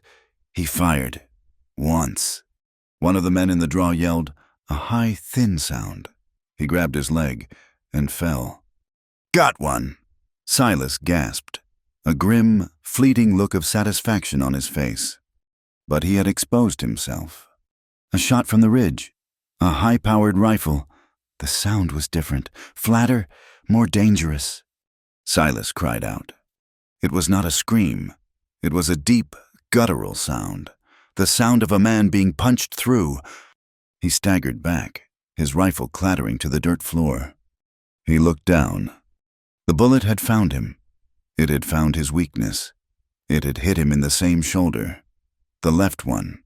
It had punched right through the muscle, tearing Elsie's careful stitches, shattering the bone that was just beginning to heal. "Silas!" Elsie screamed. Blood. It was not a seep, like before. It was a pour. It burst from the wound, a bright red, pumping spray. It covered the front of his shirt in a second. He collapsed. He fell to his knees, his good hand clutching the ruined shoulder, a look of pure, stunned surprise on his face. Then he slumped onto his side in the dust. No! The men were coming, still firing. Bullets were hitting the front wall, chipping the adobe, whining through the open door. Elsie did not think. She did not hesitate. She did not care about the bullets. She grabbed him by the collar of his shirt, by his belt. He was a dead weight. She was small, but the terror, the rage, it gave her a strength she did not know she possessed. She dragged him. She dragged him back into the safest corner of the ruin, behind the thickest part of the back wall, shielded by the altar. "Silas, Silas, look at me," she begged, shaking him. His eyes were open, but they were dull. He was trying to focus on her. Too much," he mumbled. He was looking at the blood. It was everywhere. It was pooling on the dirt floor of the old church. "No," she said, her voice frantic. "No, you are not. I can stop it." She ripped another strip from her dress. She ripped his shirt open. The wound was a horror. Her stitches were gone, just torn, bloody threads in a mess of ruined flesh and dark, pumping blood. She pressed the cloth into the hole, pushing with all her weight. "Hold on, Silas, hold on!" The firing was steady now. The posse was pinning them. They were not rushing. They knew they had him. They were just waiting for him to bleed out. The sky began to lighten. The gray turned to a pale, sick yellow. The sun was rising, the inside of the ruin filled with a weak, morning light. It illuminated the dust motes dancing in the air, and the growing, dark pool of blood at her knees. She held pressure. Her arms ached. Her hands were slick and red, the blood leaking through her fingers. Silas's breathing was shallow. He was going into shock. His skin was cold, clammy, even in the morning air. "Don't!" she begged, the tears streaming down her face, dripping onto his. "Don't you die! Do you hear me? You cannot die! Not for me! I am not worth this!" He turned his head, a small, agonizing movement on the dirt floor. His eyes, filmed with pain, found hers. He tried to smile. It was a terrible grimace. His voice was a faint, airy whisper. She had to put her ear to his lips to hear it. I'd do it again." His eyes closed. "No, Silas!" she screamed. A new sound. Not the posse's rifles, a different sound. Shouting, and more gunfire, a volley of it, but not at them. It was behind the posse, on the ridge. A man yelled, a voice she recognized as the bounty hunter. Where did they come from? Another shout. "We are flanked! It is a war party!" "It ain't Indians," another man roared. "It is Lord God. It is them." The firing from the ridge stopped. The man in the draw who had been shooting at them stopped. He was firing back, up the ridge, away from the church. Elsie's head snapped up. What was happening? The gunfire was furious now. A dozen rifles, maybe more, firing at once. Men were screaming in pain. Horses were squealing. "Fall back," she heard the bounty hunter roar. "Fall back to the horses! Run!" The sound of men running, crashing through the brush. The posse was retreating. The gunfire followed them. Steady, disciplined. A volley, then another. Then silence. A heavy, profound silence, more complete than the one in the shack. Elsie just knelt there, frozen, her hand still pressed to Silas's chest. She heard footsteps outside the ruin. She grabbed the revolver from her dress. Her hands were so bloody she could barely hold it. She aimed it at the door. "Stay back!" she cried, her voice a raw croak. A man stepped into the doorway. He was tall. He was a black man, dressed in a preacher's worn black coat. He had gray in his beard, and his eyes, they were her father's eyes, kind and sad and full of iron. He was holding a large repeating rifle, and he held it like he knew how to use it. Behind him, more men, black men, settlers, farmers. They had rifles. They had hard, determined faces. The preacher looked at Elsie, his eyes taking in her ruined dress, the blood that covered her. He looked at Silas, lying in a pool of it. He looked at the gun in her hand. "It is all right, child," he said, his voice deep and warm, like her father's. "We are not here to harm you. We are friends." Elsie stared. She did not lower the gun. My name is Elsie," she whispered. From Georgia." The preacher's eyes widened. "Elsie, from Georgia. Your father, was he named Abel?" Elsie's world tilted. The gun drooped in her hand. You knew him?" "I knew him," the preacher said, a sad smile touching his lips. "We were boys together. He spoke of you. He said you had the gift of letters. We have been looking for you. We heard word from travelers. A white man who shot up an auction. A man and a freedwoman heading north." His eyes fell on Silas. He saw the pale, scarred face, the bloody, ruined shoulder. "We have been following your trail for a week," the preacher said. "We saw the poster at Watson's." He stepped into the ruin. His men behind him. He knelt by Silas. He looked at the wound, then at Elsie's hands, still pressed tight. You did well, child. You kept the life in him." One of his men, a younger man named Ezra, came in. He was holding the bounty poster. He had taken it from the body of the bounty hunter on the ridge. He handed it to the preacher. The preacher read the poster. Silas McCabe, murderer, outlaw. He looked back at the unconscious man. He looked at his worn, gray-tinged clothes. He looked at Elsie, who was still holding him, guarding him. He saw where Silas had fallen, between her and the door. He understood. "This man," the preacher said, his voice ringing in the small, ruined church. "This man ain't no outlaw." He reached out and put a hand on Silas's forehead, a gentle, simple blessing. "This man," he said, his eyes meeting Elsie's, "is a redeemer." "We have to move him," the preacher said, his voice all business now. "Ezra, Samuel, make a litter, gently, now. This man is broke bad." They took him from her. It was the hardest thing she had ever done, letting him go. They were strong, gentle hands. They cut his good arm free from the shirt, lifted him, and laid him on a stretcher made of blankets and rifles. Where are we going?" Elsie whispered, stumbling as she tried to follow, her legs shaking. "Home, child," the preacher said, putting a strong arm around her. "We are taking you home, to Haven." The town Silas had been looking for. They rode. They had horses for them. A gentle mare for Elsie. They traveled into the hills, into country she had never seen, high and green, with pine trees and running water. They were guarded. The men, these settlers, moved like soldiers, their rifles ready. They came, at last, to a town. It was not a town like the one with the saloon. It was a settlement, hidden in a high mountain valley, cabins built of pine, with smoke rising from stone chimneys, a church, a schoolhouse, fences, guarding fields of corn and beans. It was safe, it was self-built, it was guarded. It was haven. They took Silas to a cabin, the preacher's cabin. A woman, the preacher's wife, a kind, round woman named Martha, was there. She was a healer.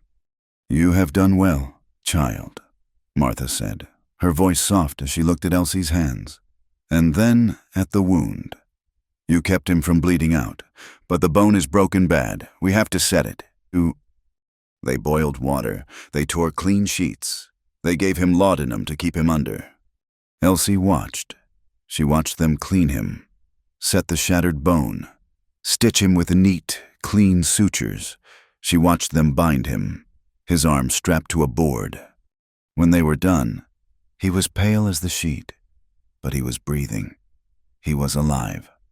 "Now you, child," Martha said, turning to Elsie. "No, I am fine."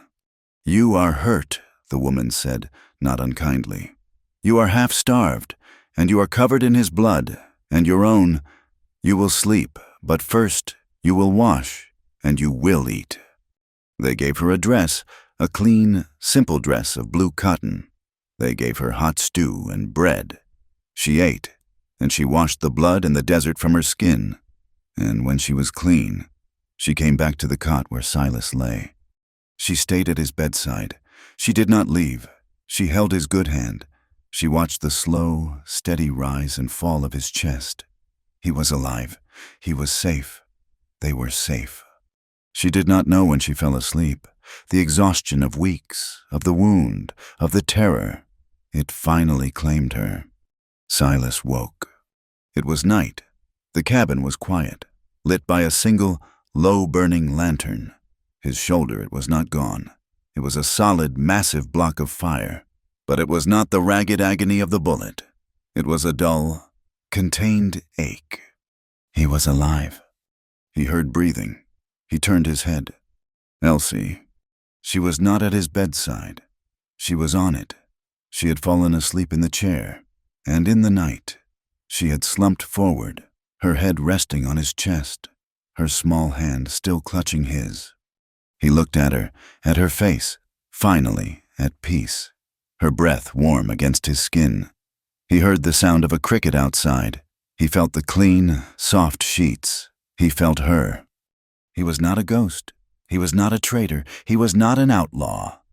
He was here. He was in haven. He closed his eyes. He did not have the strength to move, to speak, but he did something he had not done since he was a boy, since before the war, before the brand. He lifted his good hand, his right hand, and he slowly, gently laid it on her head. He threaded his fingers into her hair, and he held her, and for the first time in his entire, broken life, Silas McCabe felt redeemed. Weeks passed, and then a month. The high, clear air of Haven, the clean, pine-scented wind. It was a kind of medicine. The valley was safe. The preacher, a man named Eli, and his wife, Martha, had taken them in.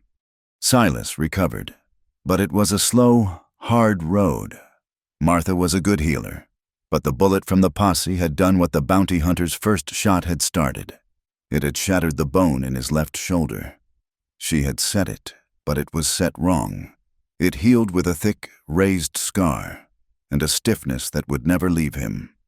He would never raise that arm high again. He would never swing a hammer with it, or draw a gun quick. He was a one-armed man. In a way, he had the brand on his chest, the limp in his leg, and now the ruined shoulder. He was a man marked by his choices. He did not like being idle. He was a man who had to be doing.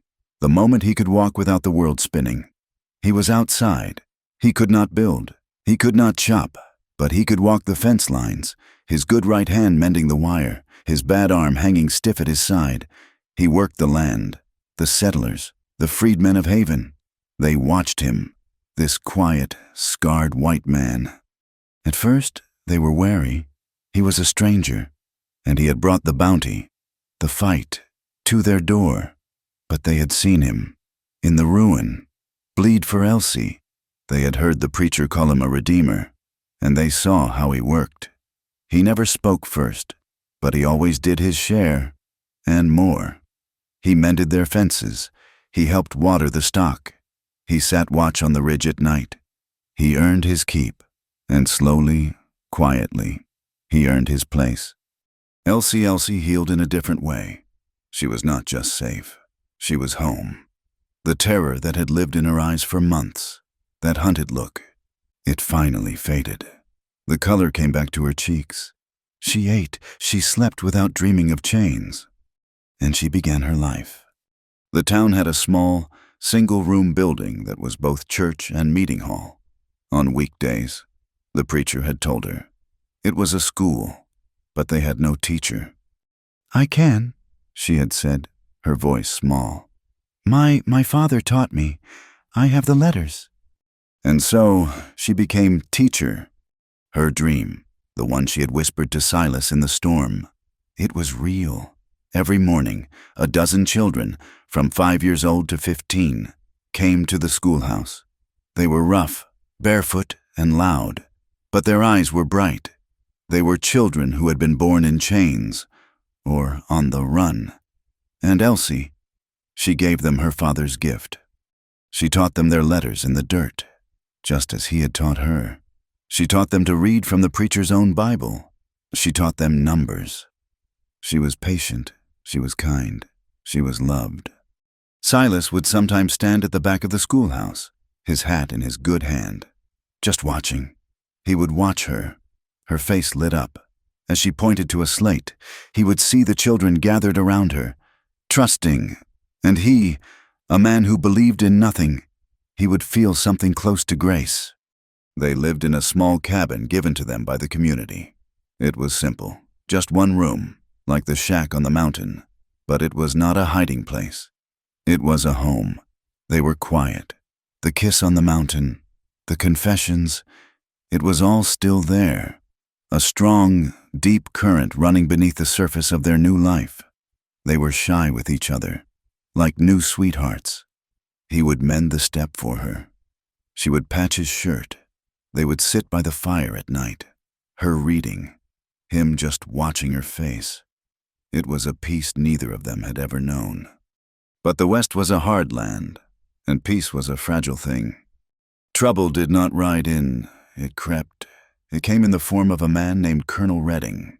Redding owned the land in the valley below, a huge, sprawling ranch. He was a man of the old world, a man who had lost the war and come west to build a new empire. He believed in blood and property and paper, and he did not like a town of free black folk living on what he considered his mountain. A rider, one of Redding's men, found the bodies of the posse that Preacher Eli and his men had buried. He found the bounty hunter, and he found the poster. Word came to Haven. The preacher called a meeting in the church. The air was tense. "Colonel Redding," the preacher said, his voice heavy. "He has sent word. He says we are squatters on his land." A man in the back scoffed. "This ain't his land. This is God's land. We built this place." "He has paper from the territory," the preacher said, "but that is not the worst of it." He looked at Silas, and then at Elsie. They were sitting in the back row. "He has the poster. He knows you are here. He is claiming a legal right." Elsie's blood ran cold. "He wants to reclaim," the preacher said, his voice hard, "what he calls runaway property, and he wants the murderer who stole it." The church was silent. Every eye was on Elsie and Silas. They had brought the trouble. The old world had found them. Silas stood, his bad arm, his limp, his scarred face. He looked at the floor. "We will leave," he said, his voice low. Tonight, we brought this. We will not bring it down on your homes." "No." Elsie stood beside him. "We will not run. Not again." "You will not run," Preacher Eli said, his voice booming. "And you will not leave. You are folk of this town, same as any. He's not just coming for you. He is using you as an excuse. He has always wanted this valley. He wants the water. He wants us gone. You are just the spark he is using to light the fire." He looked at the faces of his people. "We will not be moved." "Wait," Silas said. He stepped into the aisle. "He is a white man. I am a white man. He is a colonel. I was a soldier. Let me talk to him, man to man. Maybe I can make him see reason. Maybe there is a price. Maybe—" He was desperate. He did not want this fight. He did not want this town, this haven, to bleed for them. "That is a fool's errand, son," Martha, the preacher's wife, said, her voice sharp. "Men like Redding do not listen." "But I have to try," Silas said. He looked at Elsie. I am tired of fighting. I have to try." The preacher nodded, his face grim. "Go then, but go with God, and go armed." Silas rode out the next morning. He rode the roan, who was healed and strong on the valley grass. Elsie watched him go. She watched him ride down the green valley, a lone, broken figure, going to face the man who was their past. He returned just after sunset. He did not ride in. He fell from the horse at the edge of town. Elsie, who had been waiting at the gate, screamed. She ran to him. He was not shot. He was beaten, savagely. His face was a ruin of new bruises, his good right eye swollen shut. His ribs were broken. She could feel them give when she touched him. "Silas," she wept, trying to lift him. The preacher and Ezra ran out, and together they carried him to his cabin. They laid him on the cot. Elsie was frantic, washing the blood from his face, her hands shaking. "Who did this? Who—" Silas opened his one good eye. He looked up at her, at the terror in her face. He fought for breath, his broken ribs stabbing him. He reached up his good hand, his right hand, and he touched her cheek. He don't listen," he whispered. And then he passed out. The valley prepared for war. Lookouts were posted. The main path into the valley was barricaded with wagons and felled trees. Every man, and many of the women, cleaned their rifles. They were not settlers anymore. They were soldiers, defending their homes. Elsie sat by Silas's bed for 2 days. He was in a bad way, the beating on top of his old wounds. Martha tended to him, binding his ribs. But it was Elsie who sat with him, who spoon-fed him broth, who held his hand while he slept in a pain-filled haze. She felt the rage. It was the same rage she had felt at the burned cabin, the rage of the auction block.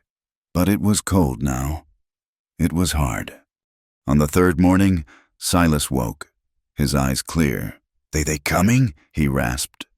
"Soon," she said, her voice quiet. My rifle," he said, trying to sit up.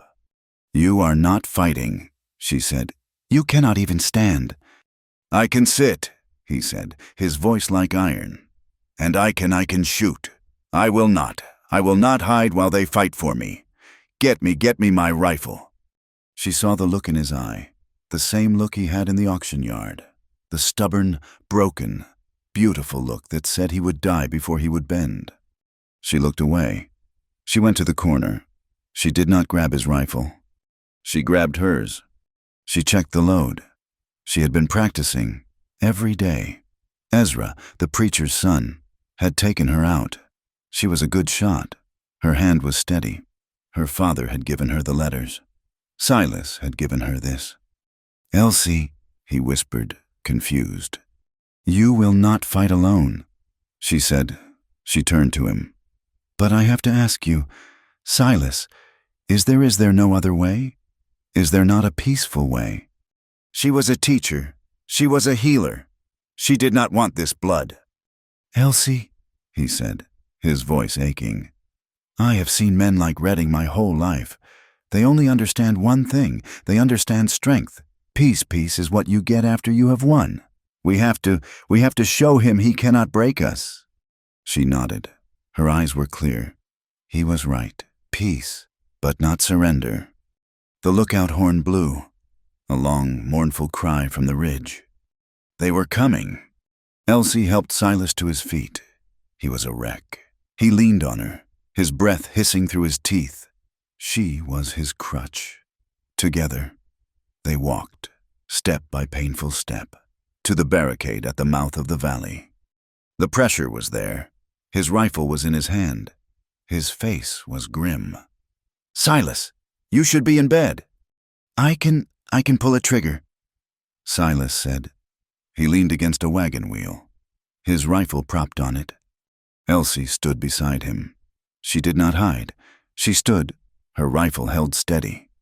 Colonel Redding and his men rode into view, a dozen of them, hard men with rifles in their saddle scabbards. They looked confident. They looked like they were coming to clear out a nest of rats. Redding, a big man with a white beard, rode to the front. He held up the bounty poster. "I am here for the murderer, Silas McCabe," he yelled. "And for the stolen property. Send them out, and I will let the rest of you squatters leave with your lives." The preacher stepped up onto the barricade. "There is no property here, Colonel, only free folk. And the man you call a murderer is a citizen of this town. This is our land. You are not welcome. Turn back now, and there will be no blood." Redding laughed. A short, ugly sound. "A citizen? That traitor?"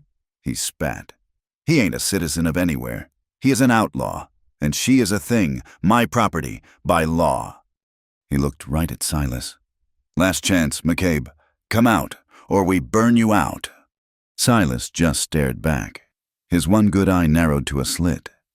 "Elsie," he whispered, not taking his eyes off Redding. Get down." "No," she said. She stood right beside him. Redding's face turned dark with fury. He was being defied. He raised his hand. "Fire!" The volley of shots was deafening. Bullets slammed into the wagons, the trees. The settlers fired back, a ragged, disciplined volley. Silas, his rifle steady on the wagon wheel, took a long breath. He aimed, not at the hired guns, but at Redding. He squeezed the trigger. Redding cried out, grabbing his arm, his horse rearing. But the shot had shown them where Silas was. A hired gun, seeing the man with one arm, took careful aim. He fired. Silas grunted, a sharp, choked sound. The bullet hit him, high on his right shoulder, his good shoulder. It tore through the flesh, a deep, burning graze. It spun him around, but he did not fall. He had been shot in the left. He had been shot in the right. He had been branded. He had been beaten. He was held together by scars and by pure, stubborn will. He would not fall. He staggered, but he stayed on his feet. Elsie screamed, but it was not a scream of fear. It was a roar of pure, undiluted rage. She saw the man who had shot him, the one reloading. She raised her rifle. She did not think. She just acted. She pulled the trigger. The man looked surprised, grabbed his chest, and fell from his horse. She chambered another round. She stood beside Silas, a defender, a warrior. She was not the girl on the auction block. She was a woman of Haven. Her shot, her stand, it electrified the settlers. They saw her, the teacher, standing side by side with the broken white man she loved, and they rose up. They fired, not as scattered defenders, but as an army, a wall of lead and righteous anger. Redding's men were not expecting this. They were paid to bully, not to fight a war. Another man went down, and another. Redding, clutching his bleeding arm, saw it. He saw the look in Elsie's eyes. He saw the settlers, dug in, willing to die for this place. "Fall back," he roared. "It is not fall back." His men did not need to be told twice. They turned their horses, and they ran. They ran back down the valley, the settlers' bullets chasing them. And then silence. The smell of gunpowder hung heavy in the mountain air. A ragged cheer went up from the barricade. Silas, his strength finally gone, slumped forward. Elsie caught him. She held him up. He was bleeding from both shoulders now, his shirt a ruin. We did it," he whispered, his head against her chest. "We did it," she said, tears streaming down her face. "You are safe. We are safe." That night, the town celebrated, not with shouting, but with prayer. They had lost 2 men, but they had held their home. The town was, finally, left in peace. Elsie sat with Silas in their cabin, by the fire. She had stitched him again. She was getting good at it. His body was a map of her needlework. He was quiet, staring into the flames. He was wrapped in a blanket, his body aching, but his eyes were clear. "I brought this on you, Elsie," he said, his voice low. "The fighting, the blood. This is my fault." "No," she said, not looking up from her mending. "You did not bring it. The world brought it, and we faced it, together." He looked around the small, simple cabin. He looked at her. I do not belong here," he whispered. I am not like them.